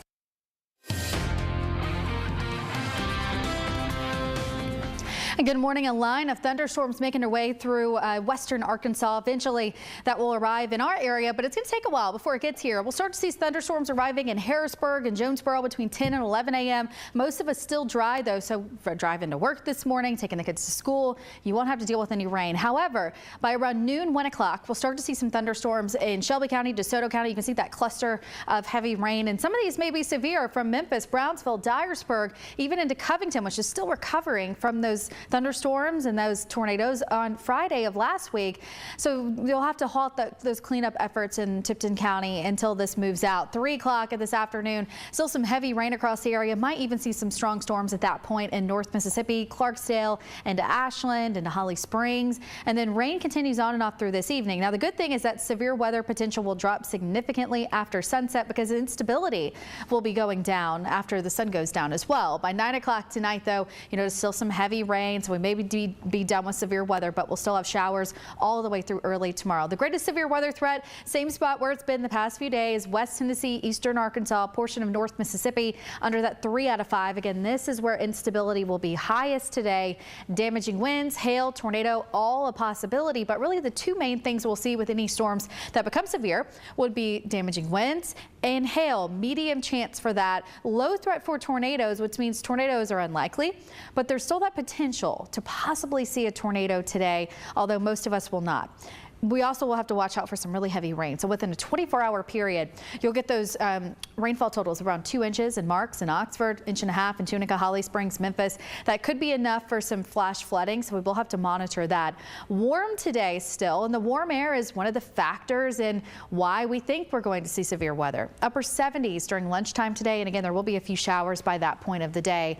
It will also be windy, wind gusts about 30 to 40 miles per hour this morning, continuing through at least 1 or 2 o'clock. We have a wind advisory in effect through 4, and you'll see those winds dying down, you'll notice, after 4 o'clock tonight. This weekend actually looks really nice, especially on Sunday. It's Easter weekend, of course, upper 60s on Saturday, 72 on Sunday. So if you have Easter plans, maybe you're doing some of those Easter egg hunts. At 9 a.m., 57 degrees. Also a nice morning as you travel to any church services. Noon, 66 degrees, and then by 3 o'clock, that's when we'll hit 72. So if you're doing something a little later in the day, it does look like it'll be nice and warm for us. Today we're at 78, cooler on Thursday and Friday behind the front. Highs only around 60 degrees, and then increasing those temperatures over the weekend. Okay, 3 teenagers, 1 preteen, all facing multiple theft charges. Investigators say they went after Kias and Hyundais in multiple crimes. They're also charged with reckless endangerment and employment of a firearm during the commission of a felony. This is crazy stuff here. Juveniles from the ages of 12 to 15 arrested in this case. An awful situation and something that has been very pervasive across Memphis for the better part of 2023. The Tennessee House of Representatives will vote tomorrow on whether to expel 3 of its members: Memphis State Representative Justin J. Pearson, Knoxville Rep. Gloria Johnson, and Nashville Rep. Justin Jones. It comes after thousands of students in Nashville rallied at the state capitol demanding more gun control. Pearson, Johnson, Jones joined in on the House floor with a bullhorn. House had to recess for about an hour, was unable to do business during that time. We spoke up to advocate for gun reform, to stop the epidemic of gun violence in our state. And the punishment for doing that is expulsion from the House. This is wrong, it is unjustified, and it is undemocratic. Both Johnson and Jones were stripped of their committee assignments. The last expulsion from the state legislature was former Memphis State Senator Katrina Robinson after she was convicted on federal wire fraud charges. The widow of Gershon Freeman filed a wrongful death lawsuit against Shelby County government, Shelby County Sheriff Floyd Bonner, and the chief jailer Kirk Fields. After her late husband's in-custody death at 201 Poplar, Freeman died inside the jail back in October after an encounter with jail staff. According to the lawsuit, jail staff put Freeman in a suicide watch cell, naked and alone, with a paper-like orange tarp to use for warmth. You can read the lawsuit on our website, actionnews5.com. 9 people were killed in McNairy County, Tennessee after last week's deadly tornado in that area, an EF3. Action News 5's Stephanie Douglas spoke with a pair of Florida siblings who lost both of their parents. Recovery from a tornado is never easy, especially the one that barreled through McNairy County Friday night, claiming the lives of 9 people. On Rose Creek Road, siblings from Florida have spent days picking up what's left of their parents' belongings. The married couple of 30 years, Maria and William Avila, were killed Friday. They came here to help out their family friends to renovate a household so that they can move into, and that's when they died young. The siblings say they never knew their parents were coming into town and are devastated. Why our people? Why out of everybody, and only 4 have died? Those 4 had to be us, one of them. Out of our family. McNairy County Sheriff Guy Buggs says the night of the storm, neighbors came to warn Aviles about the storm, but they never took shelter. Sheriff Buggs says the effort to make sure everyone is safe and secure has been nonstop. We're still out here dealing with family members who have lost not only their loved ones, but everything in the process. The Avila siblings' next step is to bury their parents and get them back to their hometown in Silver Spring, Maryland. If you would like to help donate, you can find a GoFundMe link attached to this web story on actionnews5.com. In McNairy County, Stephanie Douglas, Action News 5. FEMA is working with Event Solutions of Louisiana to fund bathroom and laundry services for tornado victims in Mississippi. They've set up 5 locations across the state, 4 of those in Rolling Fork. One Army veteran who works with Event Solutions saying seeing the destruction is very emotional. The company has already served more than 1,000 people who have used showers, restrooms, washer, and dryer trucks. Want to let you know about this. Action News 5's parent company, Gray TV, has partnered with the Salvation Army to show support to victims affected by the tornadoes. If you'd like to give, you can text the word STORM to 51555. Anything will help them rebuild and recover. Again, text STORM to 51555. The IRS extended the tax filing deadlines for those affected by storms and tornadoes. The regular tax filing deadline this year is April 18th. Storm victims in parts of Mississippi, Arkansas will now have until July 31st. Residents and businesses in parts of California, Alabama, Georgia will have until October 16th to file their taxes. It's been a difficult week for all of us here in the Mid-South with many storms expected today. Many of us might be feeling a little anxious. Dr. Karen Streeter is a licensed mental health expert in Cordova. She says most storm victims will have minor mental health challenges, but a few will have major symptoms of post-traumatic stress. So once your behavior becomes so severe that you're at the point of not being able to function in your daily life, that's when you need to seek professional help. If your stress and anxiety gets worse, resulting in thoughts of self-harm, you can call the National Suicide Hotline 24 hours a day. The number is 988. That's 988, just 3 digits. You can talk to a mental health professional, get connected with your long-term care that you need. Skyrocketing numbers of opioid overdoses and deaths continue. Health leaders, communities nationwide have tried to develop programs to distribute naloxone, also known by the brand name Narcan, to reverse the effects of opioid overdoses. This morning, I want to tell you about a new program that, according to the numbers, is helping address this very issue. Take a look. In 2020, 44 Americans died every day from a prescription opioid overdose. 16,000 in 1 year. 100,000 Americans died from illegal or street opioids like fentanyl last year alone. Now, a new program is designed to provide help. It is a fully anonymous process. Researchers at the University of Cincinnati, paired with the nonprofit group Caracol, provides supplies from what they call harm reduction vending machines. Safer injection kits, injectable naloxone, and nasal naloxone. Those and more, all readily accessible in a secure machine that resembles a vending machine. People call a number to get a code to access supplies. Organizers know to some it may feel counterintuitive to provide free naloxone and fentanyl test strips to people struggling with addiction, but we do not believe that providing supplies to keep people safe, to keep people from overdosing, and to keep people from contracting infectious diseases enables them in any way. The vending machine has been operational for 2 years. More than 1,000 people have used it, and researchers say it's contributing to a drop in overdose deaths in Cincinnati and the surrounding area. It's again important to recognize nationwide up 15%, preliminary for us down 10%. A bright spot in an otherwise sobering health epidemic. All right, so we all know about ChatGPT. We've heard about it. It's been in the headlines now for weeks, if not months. It's essentially a artificial intelligence program that allows people to write all kinds of essays and documents and various structures.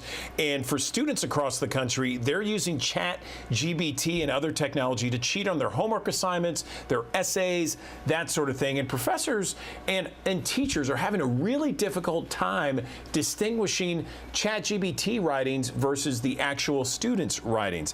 Well, there is now a tech company that has designed a program, it says, that will make it harder for students to cheat and allow parents and teachers to detect if students are using programs like ChatGPT. It's fascinating, right? Because we've heard so much about it, but now there might be a program here to combat against it. That's why we have brought in Annie Ciccitelli, Chief Product Officer with Turnitin. Annie, I hope I said your name right. How are you this morning? I'm good. How are you doing, Andrew? Doing well. So tell me about, first off, let's explain to everyone if maybe they've heard about ChatGPT, they don't know how it works. Let's explain how it works for our audience. Sure. So ChatGPT and other text generators are large language learning models. They are very predictive. So they write based on the next word. So they take the prompt that was written as well as everything they wrote before to predict the next most probable word in that sentence. And thus that's how they write. They're not writing for meaning. They're not writing to create a story. It's a very different way of writing than humans do. And so it leaves this trace or a statistical trace that we're able to detect because of the way that it chooses the next most probable word. I was talking to someone last fall, someone who works for the SAT, ACT board, and they told me that ChatGPT is extremely challenging for them because it's hard for them to determine essays, and schools and universities a lot of times require essays for students and base that on possible enrollment. And so they were really kind of wringing their hands, wondering how they would be able to detect ChatGPT versus a student's actual writing. But I understand your tech company has developed a program to detect it. Tell me more about that. Yeah, and so we, Turnitin is a company for the past 25 years focused on academic integrity. And this is just an extension of our core business, which was started out as similarity detection. So looking to see if something a student submitted is similar to something on the internet or perhaps another paper. And so this is just an extension. It uses different technology, though, than obviously our similarity detection, in which we're able to, because we have been working with student writing for over 20 years, we understand even different grade levels of how students write. We're able to create a model that compares that to ChatGPT writing or any other program that uses GPT-3 or 3.5 to determine if there are the differences, and we're able to see the statistical significance that the students submitted of the different words to determine if there are traces of AI writing. So give me an example of how it would work. So if let's say a student submits an essay, for example, would they then put the essay into this program by Turnitin, and then Turnitin would say, okay, you know, based upon what we're seeing, this is ChatGPT, you know, a percentage of, you know, tell me how it would work. Yeah, sure. So the good news is that we already have an established workflow that students are used to because of our similarity detection.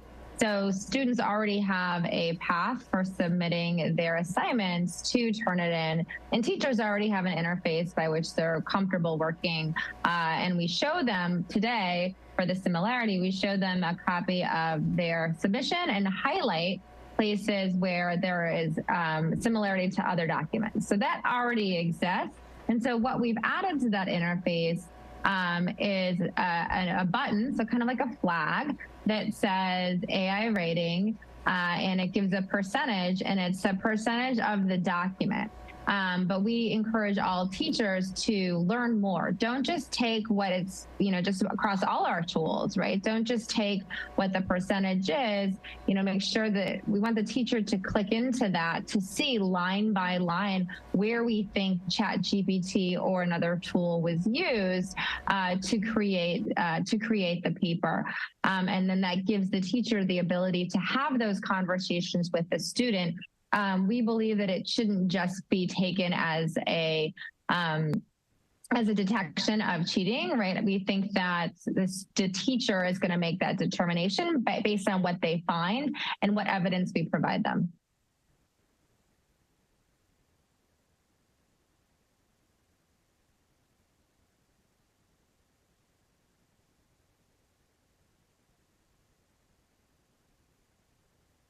Sorry about that, Annie. I'm having some issues with my mic. Is there anything that says there is a success rate when it comes to this program from Turnitin? Is it 80%, 90% effective in catching ChatGPT? Yeah, it's a great question. And so we have tuned the model in a specific way to err on the side of safety. And what we mean by that is that we only indicate to teachers that we suspect AI writing when we're 98% sure. And so we turned that dial up. But at the same time, we want to make sure we're reducing false positives as much as possible. And so in order to balance that, in our lab tests, we predict that we probably miss about 15% of AI writing so as to keep that false positive rate quite low. And so we think we catch up to 85% with 98% confidence, but with a less than 1% false positive rate.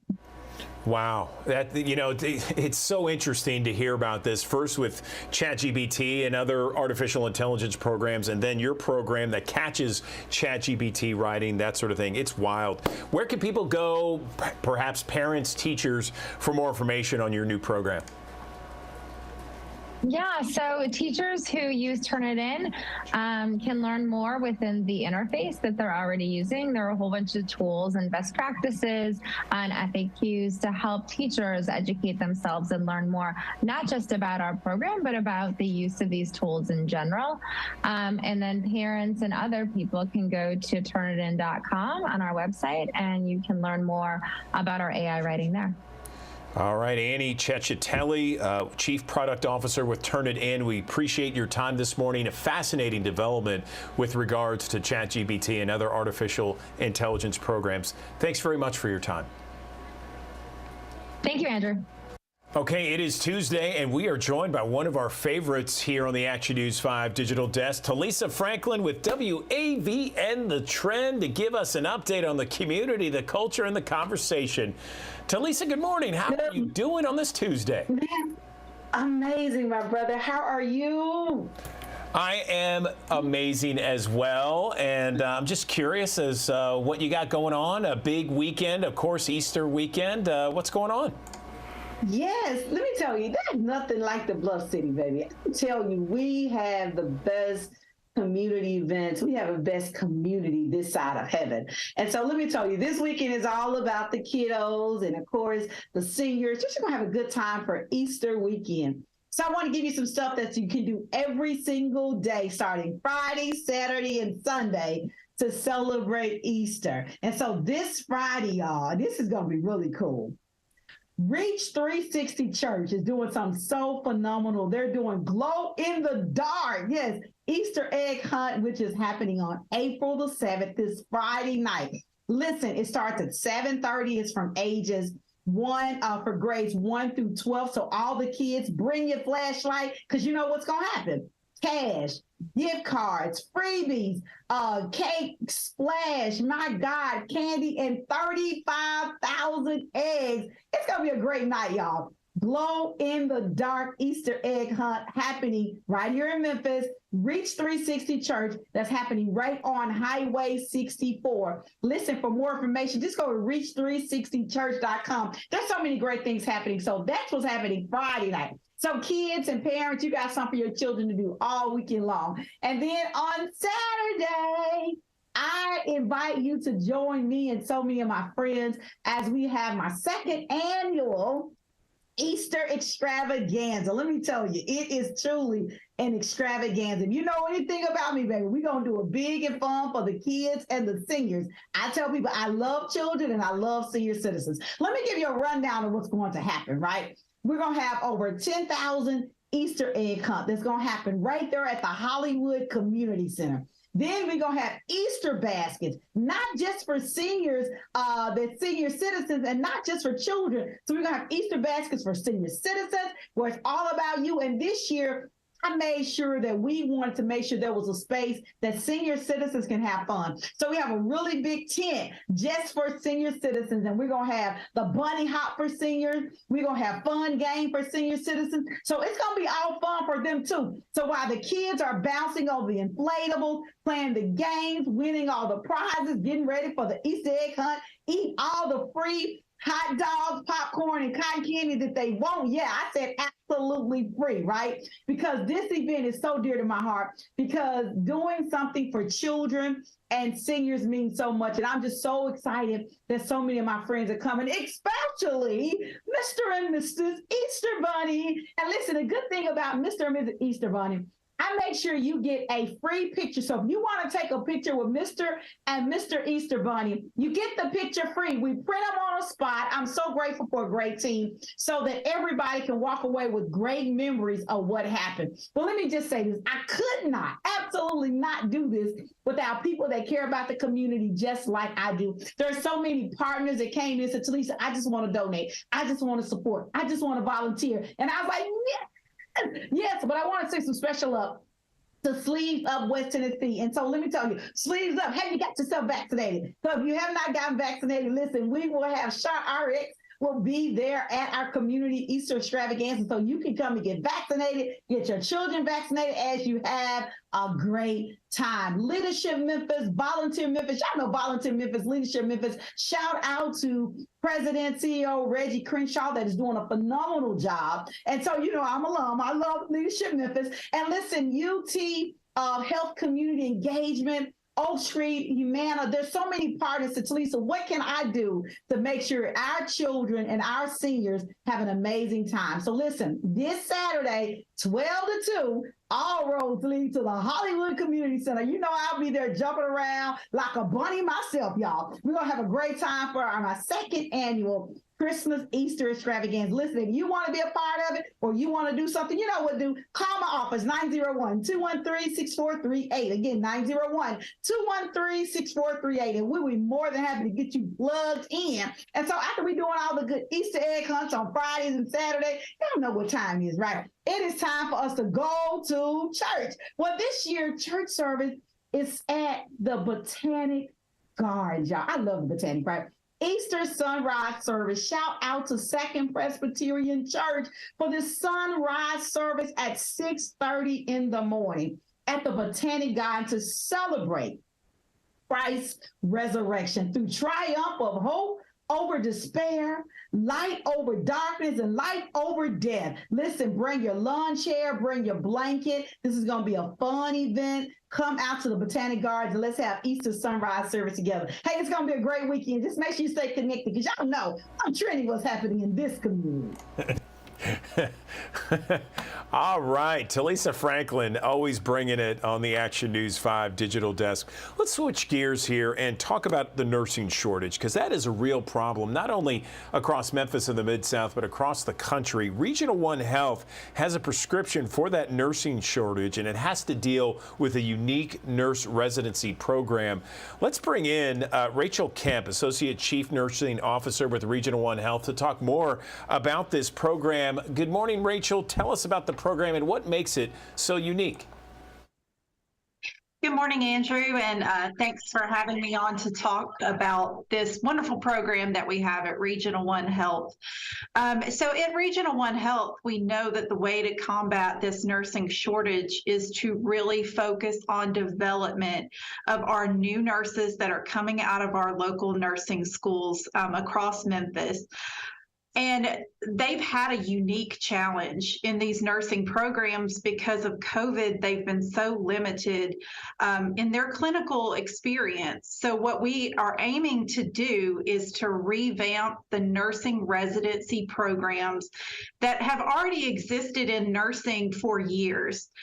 What we do differently is really meet our new nurses that are coming out of nursing school where they are.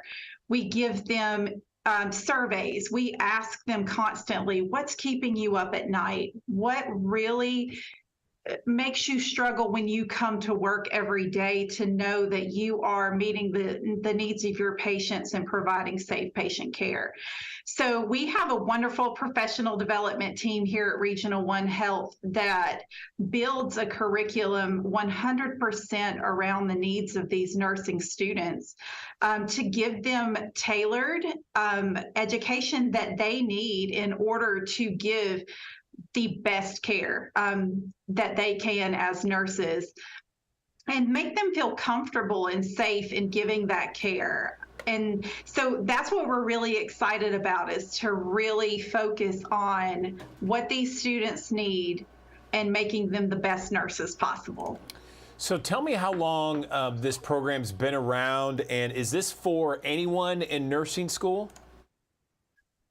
So this program started at Regional One in 2021. We just graduated our first cohort, and we are beginning cohort number 5. And this program follows these nurses through their first year of nursing practice. This program is open to any graduate nurse who has graduated from an accredited school of nursing, not just in Memphis, but anywhere across the nation. If you want to come to Regional One, we would love to have you in whatever specialty you're interested in. And they receive mentor opportunities. They receive just specialized education and experiences through their whole first year after graduation. What kind of results are you seeing from this program? I guess since it's been around 2021, you're starting to see some, right? Absolutely. So studies show that nurses are more likely to leave their first workplace in their first year of their nursing career. And we were seeing the same things at Regional One. So nurses in their first year were leaving our organization at over a 60% rate before this program. And we've been able to decrease those numbers by more than 50%. And we only lost 1 to 2 nurses in our first year after our first year of the program. So we're really excited about that kind of result, and we feel comfortable that we are giving them what they need to be successful. Tell me about the impact that this program is having to your staff and your patients. So patient care is always at the very center of what we do at Regional One, and we want to make sure that they have all the tools that they have to give great care. So they are followed not only by their preceptors, and we've even revamped their preceptor programs to allow extra education for our experienced nurses that are giving this mentorship to our new nurses. And so we make sure that they get elevated skills and that they have just someone that is there for them, that they can ask any question that they need to ask. And in addition to those, we have our professional development specialists who are almost like big sisters and brothers to these nurses, and it's a safe space where they can go talk to somebody who they don't necessarily directly report to get that extra support. And we've had excellent feedback from our new nurses that are in the program, as well as their peers who are the experienced nurses. And we're seeing great results from our patients. We provide great quality here at Regional One, and we see very low numbers of harm events and things. So we know that we are keeping our patients safe here. If someone is interested in applying for this program, take me through the process. How do they do it? So they would go to our Regional One Health page and choose careers. And there is a position listed that is called Registered Nurse Resident. Now, if you are a nursing student that has not graduated yet, we also have opportunities for you to start at our organization as a student. And those are called student nurse externs. And you can start working in our organization on an PRN basis, so it works with your school schedule. And we go ahead and get you some clinical experience alongside our nurses so that you can learn not only extra patient care that you don't get in nursing school or in addition to your nursing school, and also, learn how we do things at Regional One Health. Rachel Kemp, I really appreciate your time. Associate Chief Nursing Officer at Regional One Health. Congratulations on a great program, and thank you for explaining to us how it's helping your patients, your nurses, your staff, and everyone at Regional Health. We appreciate your time. Thanks, Andrew. And good morning. A line of thunderstorms making their way through western Arkansas. Eventually, that will arrive in our area, but it's going to take a while before it gets here. We'll start to see thunderstorms arriving in Harrisburg and Jonesboro between 10 and 11 a.m. Most of us still dry, though, so for driving to work this morning, taking the kids to school, you won't have to deal with any rain. However, by around noon, 1 o'clock, we'll start to see some thunderstorms in Shelby County, DeSoto County. You can see that cluster of heavy rain, and some of these may be severe from Memphis, Brownsville, Dyersburg, even into Covington, which is still recovering from those thunderstorms and those tornadoes on Friday of last week. So you'll have to halt those cleanup efforts in Tipton County until this moves out. 3 o'clock this afternoon, still some heavy rain across the area. Might even see some strong storms at that point in North Mississippi, Clarksdale, into Ashland, into Holly Springs. And then rain continues on and off through this evening. Now, the good thing is that severe weather potential will drop significantly after sunset because instability will be going down after the sun goes down as well. By 9 o'clock tonight, though, still some heavy rain, so we may be done with severe weather, but we'll still have showers all the way through early tomorrow. The greatest severe weather threat, same spot where it's been the past few days, West Tennessee, Eastern Arkansas, portion of North Mississippi, under that 3 out of 5. Again, this is where instability will be highest today. Damaging winds, hail, tornado, all a possibility, but really the two main things we'll see with any storms that become severe would be damaging winds and hail. Medium chance for that. Low threat for tornadoes, which means tornadoes are unlikely, but there's still that potential to possibly see a tornado today, although most of us will not. We also will have to watch out for some really heavy rain. So within a 24-hour period, you'll get those rainfall totals around 2 inches in Marks and Oxford, 1.5 inches in Tunica, Holly Springs, Memphis. That could be enough for some flash flooding, so we will have to monitor that. Warm today still, and the warm air is one of the factors in why we think we're going to see severe weather. Upper 70s during lunchtime today, and again, there will be a few showers by that point of the day. It will also be windy, wind gusts about 30 to 40 miles per hour this morning, continuing through at least 1 or 2 o'clock. We have a wind advisory in effect through 4, and you'll see those winds dying down, you'll notice, after 4 o'clock tonight.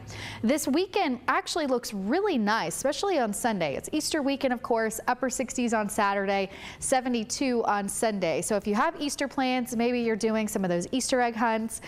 At 9 a.m., 57 degrees. Also a nice morning as you travel to any church services.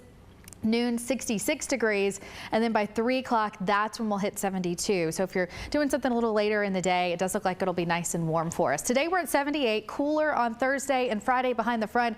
Highs only around 60 degrees, and then increasing those temperatures over the weekend. There is another First Alert Weather Day here at Action News 5, and we want to go a little bit more in depth on what exactly that means. Of course, this severe weather season that we're in the midst of right now. We have Aaron Thomas joining us on the digital desk to really kind of explain more about this First Alert Weather Day. And Aaron, we were talking earlier this morning with Brittany about how this threat is different from Fridays. Fridays it was a 5 out of 5. This is a 3 out of 5, which is still very serious, but it just puts it in perspective a little bit.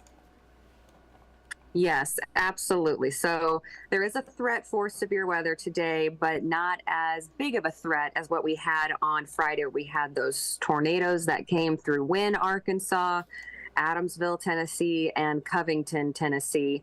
But it's still very warm out there. You step outside and not only is it warm, but it's also humid. So I like to call that air you can wear. And it's kind of one of those days where you step outside and you just kind of feel that severe weather could be possible for today. So at this point at 10:10 this morning, 77 degrees here in Memphis. It's 78 in Marks. It's 76 in Bolivar. And it's also windy out there too. We don't have any rainfall right now, but those winds have already been picking up. We've had them throughout the morning, and they're ushering in that very warm and humid air from the south, which again, this will help set the stage for some potential strong to severe storms this afternoon. But these wind gusts, 20 to 30 to even close to 40 miles per hour right now. And that's why we do have a wind advisory that is in effect for almost everyone. But keep in mind, even if you're not included in that wind advisory, you're still going to have a breezy day today. But those areas highlighted in orange have that wind advisory in effect until 4 o'clock this afternoon. And again, we've got that incoming cold front. It's still lined up just to the west of us, making its way into Little Rock right now. Here's a look at our clouds and radar at 10:11 this morning. And there's a couple of thunderstorm warnings over near Pine Bluff, Heber Springs. So we're also seeing some heavy rain and some frequent lightning within those storms as well. But as you can see, the Action News 5 viewing area, it is dry at this point, but I think right around 11:30 or so, we're going to start seeing some of these showers and maybe some rumbles of thunder pushing into eastern Arkansas over towards Harrisburg, Poinsett County. This will generally cross over the river, start moving in here to the metro area around noon, 1 o'clock today. And we're going to see these showers continue eastward as we're heading throughout this afternoon. And notice those reds and those oranges here on the screen showing you where possibly some of the strongest thunderstorms could be. So 3 o'clock this afternoon, we could have some strong storms here across the metro area. Generally by 5 o'clock or so, we should see the bulk of those storms across North Mississippi. And then we should finally get this main line out of here by 7 o'clock this evening or so. But we're not going to be done with the rain even once we get that line out of here. What's going to happen is this front's going to stall out near the region, and that's going to give us some rain showers as we head through the overnight hours and into tomorrow morning. But once the sun sets and we start to cool down, we lose that instability. So severe weather is not going to be a concern as we're heading through the overnight hours. But for this afternoon, that's something that we're going to be watching here closely. In the First Alert Weather Center, we do have that tornado watch that is in effect for, again, almost everyone here across the Action News 5 viewing area. This goes until 4 o'clock this afternoon. I wouldn't be surprised if the National Weather Service expands it in size, especially moving eastward as this storm system moves eastward. So at this point, if you're over towards Bolivar, Selmer, Corinth, Ripley, Mississippi, Oxford, or Ashland, Mississippi, you're not included in the tornado watch, but I would say they're probably going to expand it. And it's because, again, we've got that risk area. As Andrew mentioned, we have a level 3 out of 5 threat today. So especially for those areas in orange, which does include us here in Shelby County, that's where you could have some of that higher instability and some of those stronger storms. But I say this every time we have a First Alert Weather Day. Even if you're in Oxford, even if you're in Ripley, Mississippi, even if you're in Corinth, you still want to be on high alert, because these storms that are coming in, they don't know these hand-drawn boundaries that someone from the National Weather Service and the Storm Prediction Center drew. So again, even if you're not included in that level 3 threat, you still want to have a way to receive weather alerts. And here's our severe outlook, kind of ranking some of our biggest threats here. I do think heavy rain that could lead to some flooding will be a big concern.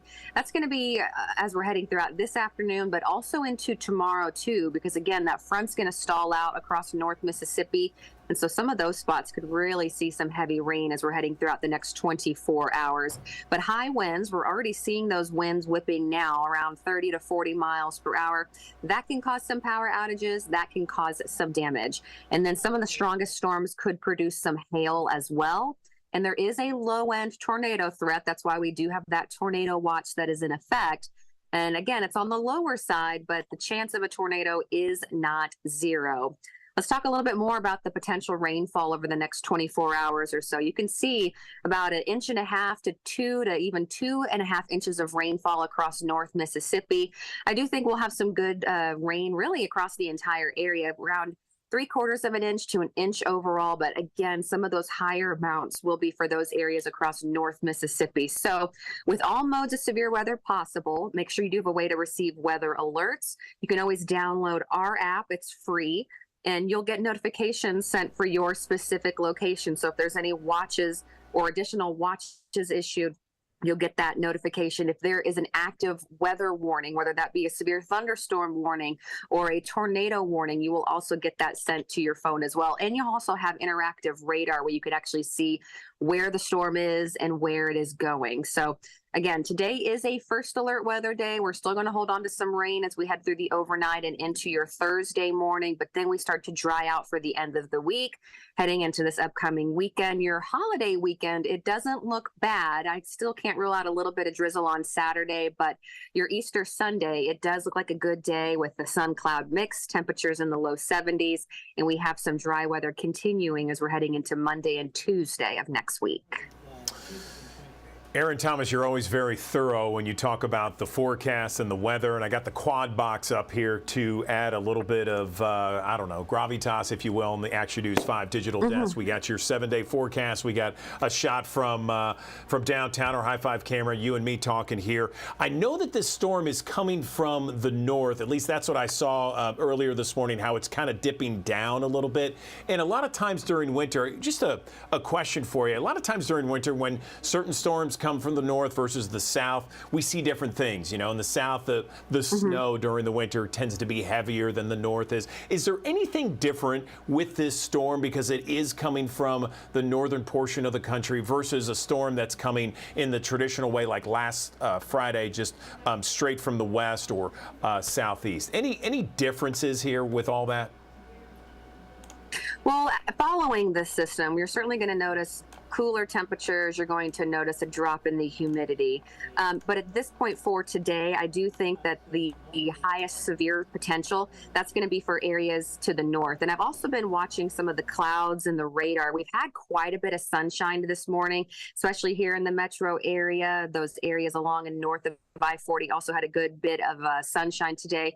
And remember, heat fuels these storms. So that is going to help set the stage for some potential strong to severe storms. We don't have anything actively happening right now in the Action News 5 viewing area, but you can see up towards Heber Springs, we're seeing a little bit more heavy rainfall there. We're seeing quite a bit of lightning there. We're seeing, again, some of those stronger storms in some of those areas towards Batesville, Clinton, and Horseshoe Bend. So those storms coming in on the northern tier of the Action News 5 viewing area, packing a little bit more of a punch, just a little bit more instability there. Some of these spots have seen a little bit more sun. So we're going to be watching, again, those areas mainly along in the north of I-40, but I did mention this, just because you're in the yellow area, level 2 threat, you still need to be on high alert because these storms, they don't know these hand-drawn boundaries. And so just because you're in a level 2 threat, that doesn't mean that you can't see any potent storms. You certainly can, especially with how humid it is and with these gusty winds coming out of the south. It's very warm out there. Like I mentioned earlier, you step outside and you just kind of feel the heat, you kind of feel the humidity, and it feels like a day where, yes, severe weather will be possible across the Action News 5 viewing area. We're already seeing winds, even though we don't have any severe storms right now. We have those winds that are whipping around 30 to close to 40 miles per hour. And with it ushering in that warm and that humid air, that's where we are going to see a chance for some strong to potentially severe storms. Let me adjust my camera real quick. Sorry about that. Had to fix a graphic. So it's nearing 80 degrees across Oxford and Marks area, 77 in Memphis, and we've got 77 in Brownsville. So even though it is a little bit warmer across North Mississippi, I'm hoping that the cloud cover there will kind of keep some of the storms at bay. But some of those areas that have seen more sunshine this morning, especially areas north, that's where we could see some of the highest instability levels. Aaron Thomas, you always do a great job of explaining it in a very easy way to understand. I really appreciate you breaking down this first alert weather day, what to expect. And that wind advisory, as you mentioned, goes until 4 o'clock this afternoon. And that big first wave ends around 7 o'clock, you say. So anything else we need to know about? I know everyone should be downloading the weather app, but anything else before we let you go? it looks like after this storm gets out of here, we're in good shape.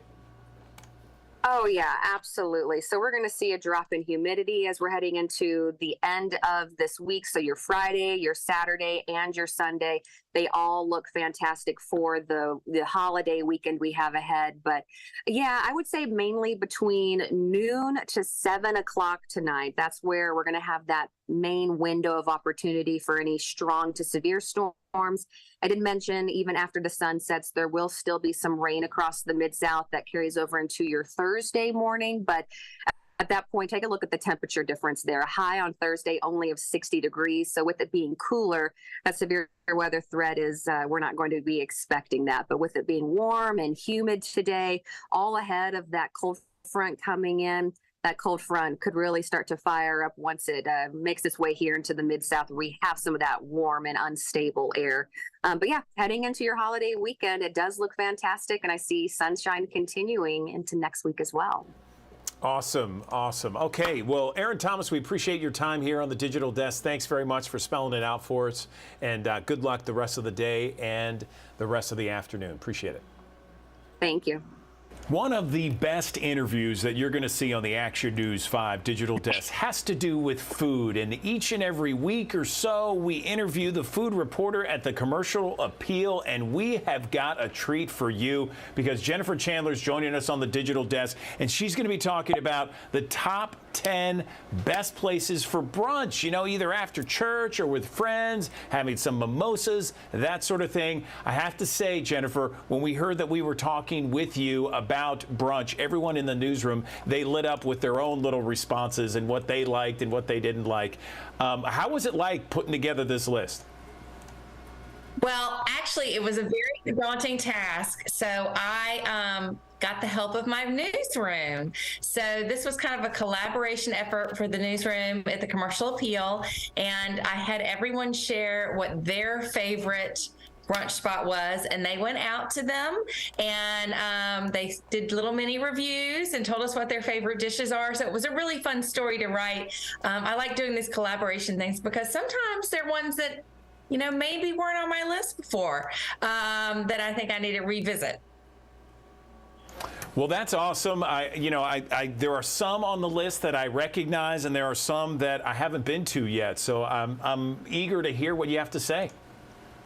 Yeah, well, let's get going. So the first one on the list is the Beauty Shop, and that's in the Cooper Young neighborhood and has been around for a very long time, very beloved, known for its Saturday and Sunday brunches.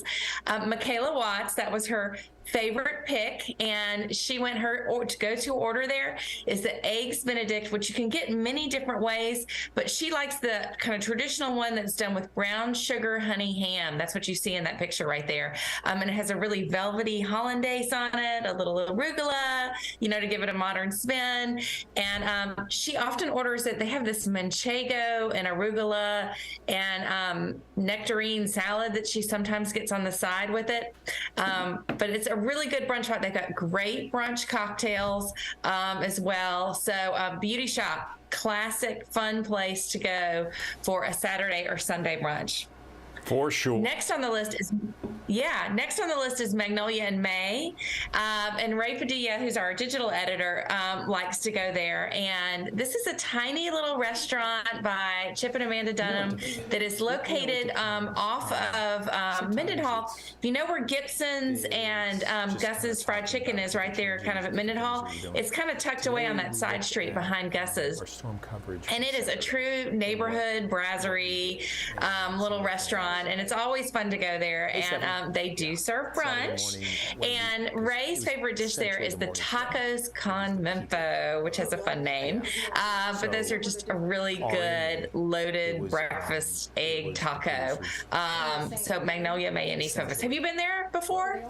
I have, and what I also liked about it, Jennifer, is that it's this funky place. You know, it's a little funky in there. It's like I think the silverware that you just saw, or the plates, there just kind of lets you know, has that connection to just kind of a funky, cool spot in Memphis. I love it. Yeah, it's actually kind of feels like a midtown restaurant in East Memphis. if I dare say exactly. that. Kind of has that yeah, vibe. I like that. That's a good description. Okay. I've told you sometimes. Yeah. So, okay, the next one on the list is one of my favorite, which is Edge Alley that I got to write about. And Edge Alley is located, actually that picture, we'll go back a minute. That's the liquor store. Then I'll go back to Edge Alley. So the liquor store is the picture that's up right now. And that one was with Corinne Kennedy. That was her favorite place. And that's on Broad Avenue. And it's got this really kind of cool, like Miami Cuban diner vibes inside. It's just Natalie Lieberman of Collect and Curate. It was one of her first big projects here in Memphis. It's really got a cool retro feel to it. And one of their dishes that there's a signature, and it was also Corinne's favorite, is the sweet potato hash, which comes with eggs on top, and you can order a meat to go with it as well. And you can order bacon or sausage, but they have Cuban pork, and that's what Corinne recommended that she gets it with. And so that's a really kind of fun place to go. I really liked their breakfast tacos. They've got fun cocktails on the menu too. I think that's kind of a requisite when you're going to brunch with friends, is to if you want to have a cocktail too. But they've got a great list of stuff on their menu. So let's go back to Edge Alley, which was one of the ones that I wrote about. So Edge Alley was this restaurant that I discovered back when the Commercial Appeals offices were in that big building, that iconic building on Union. This was kind of basically where I would go and get my lunch for a quick and easy lunch, or a quick and easy, cup of coffee, because it was literally like one block over. It's in the Edge District. And I kind of fell in love with it there. And it's kind of a neat, interesting space that Tim Barker has put together. He's the chef and owner, and he makes everything from scratch. I mean, when I talk about everything, he roasts his own coffee beans, for the Bloody Marys. He makes his own Bloody Mary mix. He even makes his crackers that he serves using, because he's right next to a brewery. And he uses some of their leftover, I guess it's the mash from the brewery, and he will use that to make crackers. But I have two go-to orders there. So if I'm feeling very hungry, I will get the steak and eggs, and they are perfectly cooked tenderloins with a perfectly cooked eggs on the side. Actually really, really great. It comes with a chimichurri sauce. I really, really love it. And then the picture, what you see right here, this is his ham and cheese quiche, which is like no other you will find in town, because he puts a layer of grainy mustard on the crust before adding the filling.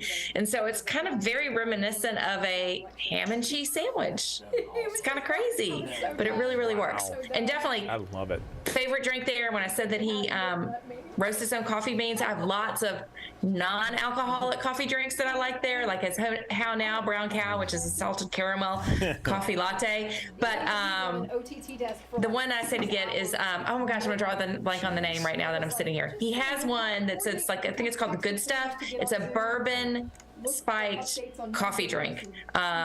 It's a really great way to start your brunch. So moving on down the list, Sunrise Memphis is a Memphis favorite, and now they have two locations. They have one on the original on Jefferson and one on East Memphis. It's at Poplar, kind of near Yates. And this is Chef Ryan Trim has done this business, and it's great. Evan prefers, this is Evan Barnes. This was his pick. He's one of our sports reporters. And he prefers the Jefferson one because that's the one he's always been going to. And his favorite dish is the Rooster, which is a fried chicken biscuit that is pretty simple and pretty good, because they make their biscuits from scratch, and there's a little bit of spice to this dish. So the fried chicken biscuit at Sunrise, if you haven't been there, try it. Again, they have a whole bunch of fun brunch cocktails on their menu too. So were any of those one of the ones you haven't been to yet? I'm curious. I've never been to the Edge Alley, and that looks amazing. I gotta say, I mean, anyone who roasts their own coffee beans is not playing around. Being there and having everything around you. Oh, and I forgot to mention, when you go, they have, you remember monkey bread when you were a kid? The kind of pull apart, with the biscuits and the cinnamon sugar. that you would make. Well, he has a grown-up version of it on the appetizer menu, and it comes and it's like in this. It almost looks like a French pastry when it comes to your table, and it comes with a cinnamon dipping sauce, and it is so yummy. It's so good. We actually, it's perfect for sharing. It's big enough to share, but we kind of like ate some in the beginning, and then we saved some for dessert.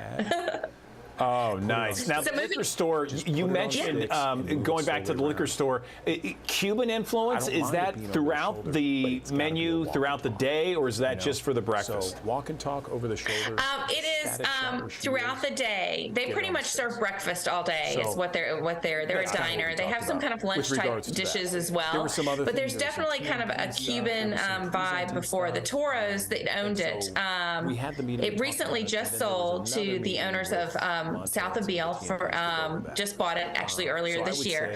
But the people that started, Lisa Toro, her and her husband is, I think, what was discussed. Of Cuban descent. He's from somewhere in like that, but I should know that, and I don't know that. But that's what the influences on that menu are. So it's not a Cuban restaurant per se, but it almost feels like a Miami restaurant, kind of like it has like a vibe of Southern stuff and Cuban stuff and American stuff, and I mean it's an eclectic menu, but it's fun.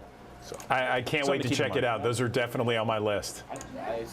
So, okay, well, let's move on to Bartlett, another part of town, to Biscuits and Jams.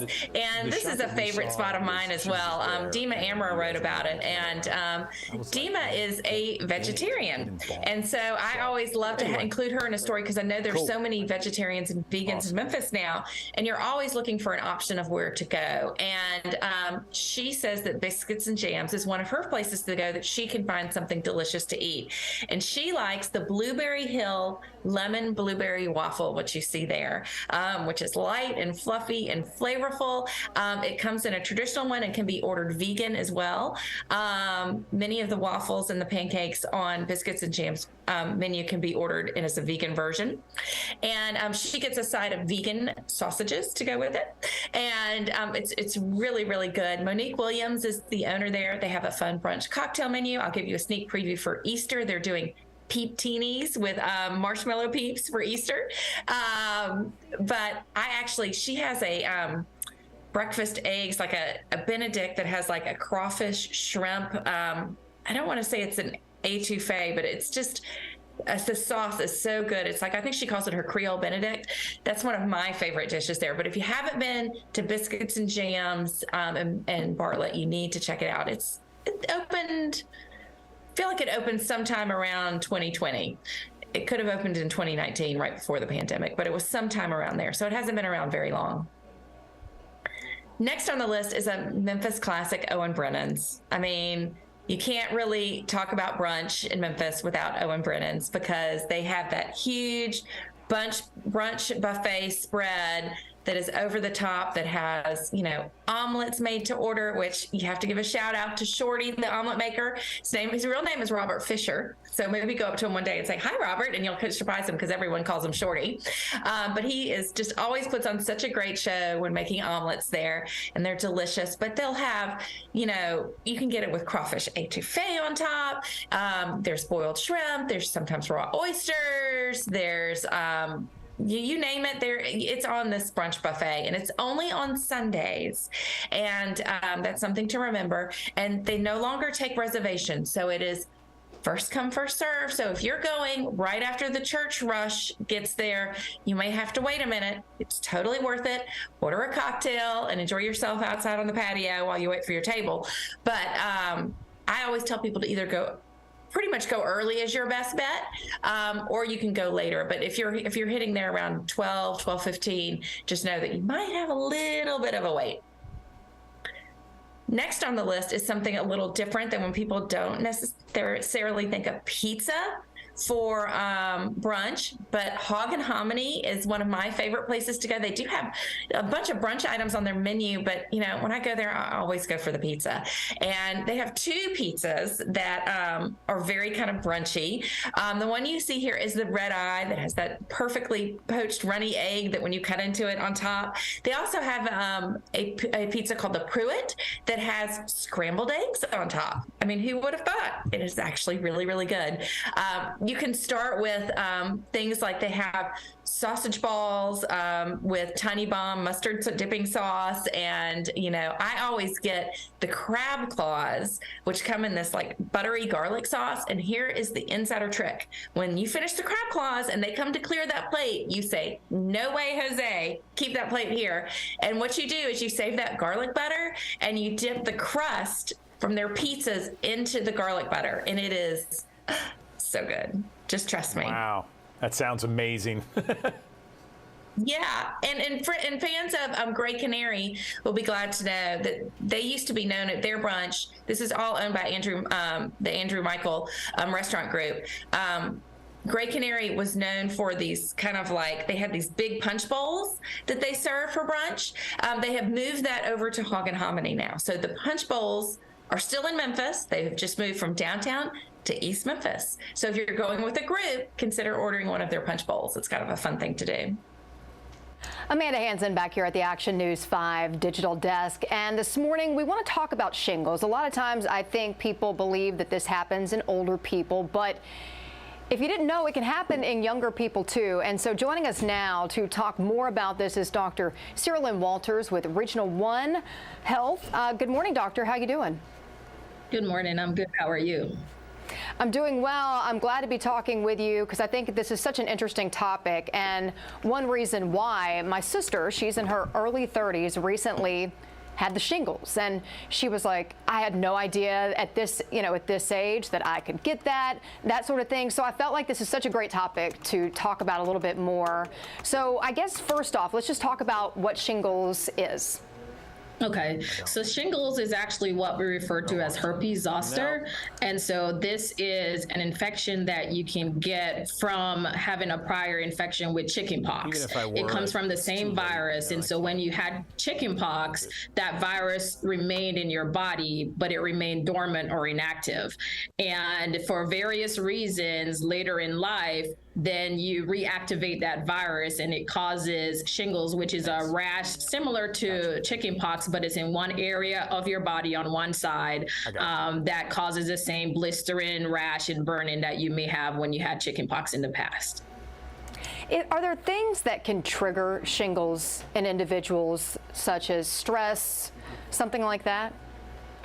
It's a theory that stress may induce shingles. One of the things that we do know is that shingles reactivate when your body's immune system is at its lowest. And that's why we tend to hear, you don't get shingles until you're older, because when you're a young child or when you're an older adult or past the age of 65, your immune system starts to weaken. And so now that we're seeing it in people that are under the age of 50, there is some concerns about, multifactorially, whether we have younger people that are sicker, and so they have some reduced immune system, or other stressors that cause your immune system to be lower at that time, including COVID that we just went through the pandemic. That's a good point with COVID. Who's most at risk, though? We've kind of touched on, a lot of times people see this in older people. Are those the ones that are most at risk? So those and anyone who has a weakened immune system. So about 1 in 3 of us will get shingles in our lifetime. And the ones who tend to be the most at risk are people who are over 50. And that's why the vaccines are recommended for that age group. And then anyone that has any type of immunity or weakened immunity. So from various diseases, like say HIV, if that was uncontrolled, children that have, immune disorders, or even adults with cancers and things like that may have weakened immunity. It makes sense. Thank goodness there's the chickenpox shot that's now available. They didn't have that when I was a kid, and I remember my mom would take me around kids that had the chickenpox so I would get it at a young age. So I guess let's talk about some of the signs, symptoms that people need to look out for and maybe would alert them that maybe this is what they have. So the first thing that people tend to feel is like a burning, almost like an internal itch in an area of their body. It can be the trunk of your body. It can be on an arm, a leg, or a face. And so that's the first thing you started feeling without seeing the rash. About 5 to 7 days into that is when you start seeing kind of the fluid-filled rash that we become so comfortable with for chickenpox. And, you know, of course, chickenpox is not as common. So there may be some people who've never 29. actually seen the blistering rash, but it then blisters How old's Ariana? 29? in that same I'm area, 29, one side of your body. And over time, then that crusts over like you would have with a typical chickenpox. Some people may end up having fevers associated with it or abdominal pain, but the primary problem is the rash on one side of your body. My sister, she immediately was feeling, she felt like it was that nerve pain. I mean, she said it was horrible. She ended up, I mean, she's not one that would just go into the emergency room. She ended up in the emergency room wanting to know what was going on. And then, of course, a few days later, that's when that rash appeared and it became evident that that's what it was. But at first it was kind of like, what is this? And she's a nurse, which is interesting enough. But I know we touched on this some, but younger people, why is it, you think, that more younger people are getting shingles like this? I know we mentioned the stress. Is that kind of, and just the weakened immune system, is that kind of really what it's all about? There's a couple different theories. And actually, if you look at the data, it shows that, you know, as time has been going on, younger people are having higher rates of shingles than people over 50. They're starting to plateau a little bit. One of the major thought process is that if you were born before 1980, just like you talked about with your mom, everyone kind of got shingles naturally, or chickenpox, excuse me, naturally. And so that chickenpox immunity they're feeling may be a little stronger than the vaccines we're now getting. And so you have kind of younger persons who, you know, don't remember getting chickenpox or may not have the vaccine early enough. And then that causes a weaker immunity than if you had chickenpox when you were for the older population. And so because of that, they feel that, you know, it doesn't protect you as well. And so that reactivation is quicker. There's also some theories about the chickenpox vaccine that you used to get in the past was a live vaccine. And so that may have induced kind of that reactivation. This is just so interesting to me, just because my sister was personally affected by this. Let's talk a little bit more about shingles itself. How long does it last? How contagious is it to pass along to other people? Okay, so like we discussed, you know, that burning, nerve pain, itching that you may feel, that usually is about the first 5 days. And around that time, you are not contagious. You aren't contagious until you have those blistering rashes that are starting to open. And so that's usually in that first 7 to 10 days is when you start seeing that blistering rash. Over time, that crusts over. So once it's crusted, again, you're no longer contagious. And overall, the whole exposure can last for about 2 to 4 weeks in terms of getting the burning, getting the rash, having the rash kind of clear up and everything resolved. It can take about 2 to 4 weeks. Unlike chickenpox, it is only contagious when you touch the fluid from the blistering rash. So for most people, they can just cover up that rash and make sure that they wash their hands pretty well and not interact with it. And in that situation, you won't be contagious to others. So does it help to get shingles early? It does not, because there is an opportunity that you can get it a second time. Most people only get it once in their lifetime, but conceivably you get it earlier, then you have that chance of, you know, as you get older and your immunity weakens again, to be able to get it a second time. I was going to ask you, is it something that you can get again? And so you answered that question for me, which Oh, I hope I don't end up with it at some point. But after experiencing what happened with my sister, I'm just like, wow. What about treatment? Does treatment depend? Does it vary from person to person on what works to help with either the nerve pain, the rash? How is it treated?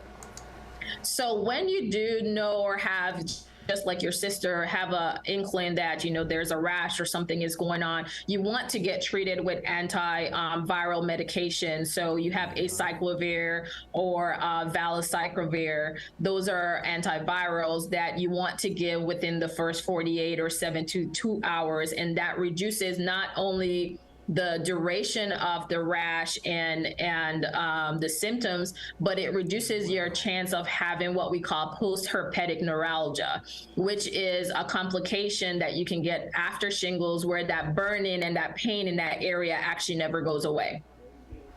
I've heard about that. I've actually done stories with people that have it's just debilitating and awful. What about the vaccine? We've talked about the vaccine some. Who should get it? When should they get it? Tell us more. So for the shingles vaccine, it's recommended for patients or persons over the age of 50, and it's a 2-shot vaccine. Now, if you have a weakened immune system, or say someone that has, you know, cancer, and we know that's going on, then your provider or your physician can order for you to get the vaccine earlier than the age of 50. It's available, however, it's an expensive vaccine. So if you want to go based on recommendations, then those would be the persons that are more likely to have that shingles is age 50 and above. With more people, more younger people seeing shingles, do you think eventually that might be altered a little bit on the age? It could be, because initially it was actually 65 and above, and so they reduced it to 50. And like we talked about, the data is showing that, you know, patients or persons over 65 and 70, the number of persons getting shingles have kind of plateaued, so it's not getting any higher. But the numbers that are going up are mostly in the people in, you know, the 40 to 50 range, and of course the younger ones are starting to go up. So I think if that trend continues, you might see the recommendation continue to drop.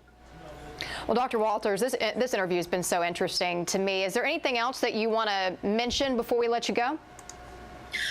In addition to getting the shingles vaccine, which is for over 50, get your chickenpox vaccine. So that is one of the things that will help kind of reduce the chances of you having that reactivation. So they kind of go hand in hand, since they're the same virus. It's just at different presentations. Well, good deal. Well, Dr. Walters, I really appreciate your time, and thanks so much.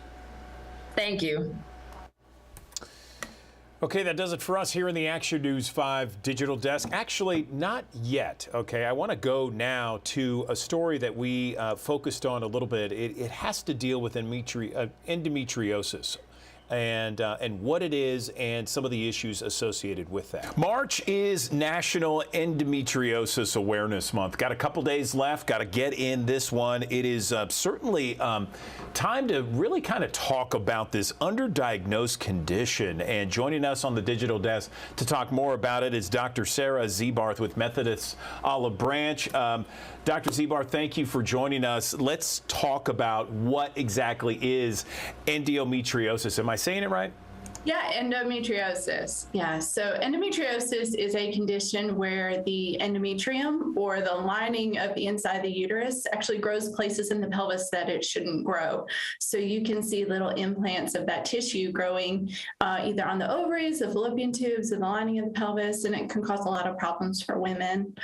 So you can get really painful periods with this. Women get lots of chronic pelvic pain, and long-term you can get fertility issues as well. So it's actually a pretty common and underdiagnosed condition, which can have a lot of long-term effects on women. Yeah, I have heard about it, and it sounds painful. Can you talk about some of the signs and the symptoms so our viewers kind of can understand what to look for? Yeah. So the most common complaint we get is women who have very painful menstrual cycles, and they'll come in to our office complaining of such severe pain. They're not able to do their daily activities. I have women who have gone for years just being in their bed for a day or two out of the month, and there's just an abnormal degree of of pain. Also, you can get pain with other daily activities. I have a lot of patients who have pain with intercourse, pain with urination, pain with bowel movements, and long-term, these symptoms can kind of progress and get worse. And then some women even develop kind of long-term chronic pelvic pain as well. So why is this an underdiagnosed condition, and how does it impact fertility? I'm curious. No, that's a great question. So we think around 6 to 10% of women have endometriosis, but it's very hard to prove because we're looking at very small microscopic implants and sometimes only a few millimeters. So it's not easily picked up on ultrasound or any other kind of imaging that we have available. So we really rely on the clinical picture and some classic symptoms and treat women for suspected endometriosis. But the only way to prove this flare up and become painful.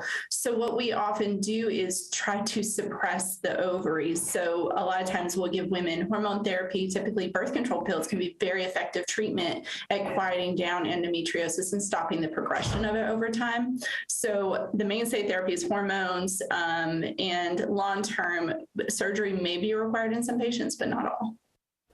Okay, and we have thousands of viewers that join us here on the Action News 5 digital desk, Doctor. So if you're talking to the women out there, what would you like to tell them this morning so that they can, get a heads up, talk to their doctor if they have some of these painful symptoms? Yeah, I would say my biggest word of advice is just speak with your physician and let them know the symptoms that you're having, and keep being an advocate for your care and get answers, and know that there are multiple treatments out there. And if you've tried something that didn't work, don't get frustrated. There are other things that we can do. A lot of this is kind of trial and error, and we go from one step to the next. But a lot of times we can find really successful treatments for women long term. The other thing that's really important is to know to get treatment early, because endometriosis does progress over time and it can lead to infertility. So in younger women, you might not know that, but I have a lot of women who come to me later on in life and by then have a lot of scarring on the fallopian tubes and things like that. And so we want to be proactive with treating that gynecologists.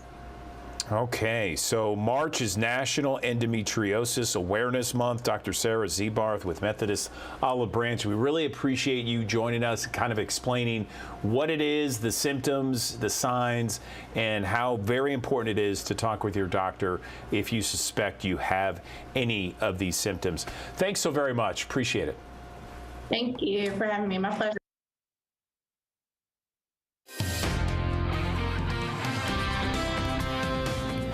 Good morning. A line of thunderstorms making their way through western Arkansas. Eventually, that will arrive in our area, but it's going to take a while before it gets here. We'll start to see thunderstorms arriving in Harrisburg and Jonesboro between 10 and 11 a.m. Most of us still dry, though, so for driving to work this morning, taking the kids to school, you won't have to deal with any rain. However, by around noon, 1 o'clock, we'll start to see some thunderstorms in Shelby County, DeSoto County. You can see that cluster of heavy rain, and some of these may be severe from Memphis, Brownsville, Dyersburg, even into Covington, which is still recovering from those thunderstorms and those tornadoes on Friday of last week.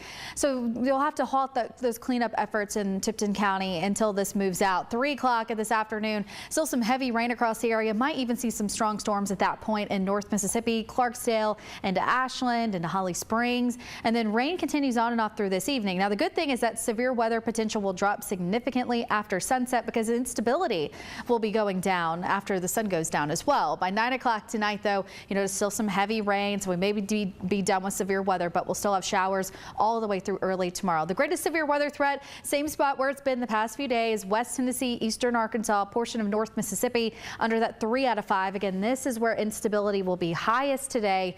Damaging winds, hail, tornado, all a possibility, but really the two main things we'll see with any storms that become severe would be damaging winds and hail. Medium chance for that. Low threat for tornadoes, which means tornadoes are unlikely, but there's still that potential to possibly see a tornado today, although most of us will not.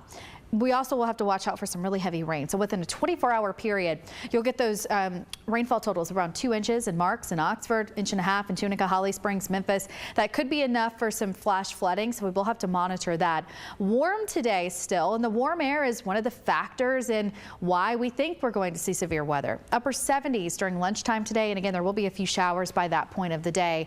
It will also be windy. Wind gusts about 30 to 40 miles per hour this morning, continuing through at least 1 or 2 o'clock. We have a wind advisory in effect through 4, and you'll see those winds dying down, you'll notice, after 4 o'clock tonight. This weekend actually looks really nice, especially on Sunday. It's Easter weekend, of course, upper 60s on Saturday, 72 on Sunday. So if you have Easter plans, maybe you're doing some of those Easter egg hunts. At 9 a.m., 57 degrees. Also a nice morning as you travel to any church services.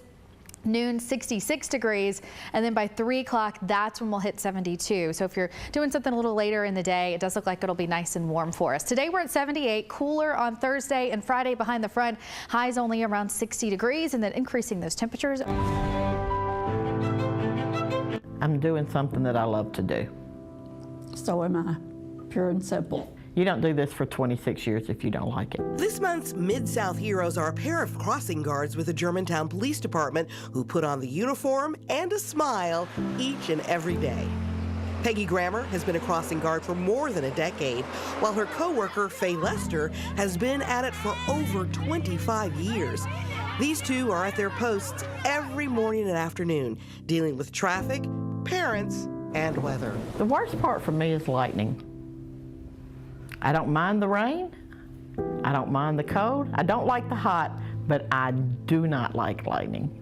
Do not. And I'm basically the same. The lightning really is the hardest part of standing out here. I can deal with the cars. Just keep the lightning away. I've actually been hit, not hard, by a car, but really, it's just all in a day's work. Faye and Peggy can be seen weekdays at area schools like Houston Middle, directing parent traffic, bus traffic, and their favorite part of the job, helping students cross busy streets. That's the draw. You just love the kids. Faye's the best. You don't do this job for the money or anything. You do this job for your love of the kids. And there's nothing like these babies. I mean, they're like our grandkids. They're ours, and I even have kids come back with their kids. So yeah, it's an awesome job, and that makes me feel happy that I make someone else happy. You see them every day. You know if they're having a bad day or whatever, you're going to know it because you're one of the first people that see them. These two heroes have a simple but important request. These kids' lives are important, and trying to get people to stop and let us get these kids safely across the street, some days it's all we can do. And if people would just take a moment to realize that these kids' lives are in really big danger, it would be nice. Just slow down just a little bit. You might get to where you're going 2 or 3 minutes later, but you're going to get there, and our kids are going to be safe. It's scary sometimes how close they come. Just have patience with us because we're doing the best we can, and sometimes it is in a difficult situation. And kindness always wins out. Congratulations, Faye and Peggy. You are this month's Mid-South Heroes. All right, that does it for us here in the Action News 5 Digital Desk. Have yourself a wonderful rest of the day. Action News 5 at midday is coming up at the top of the hour. Aaron Thomas will be talking more about this first alert weather day, what to expect, the wind advisory, and the severe storms moving into our area. Then we'll be back at it tomorrow morning bright and early, beginning at 8 o'clock. See you then.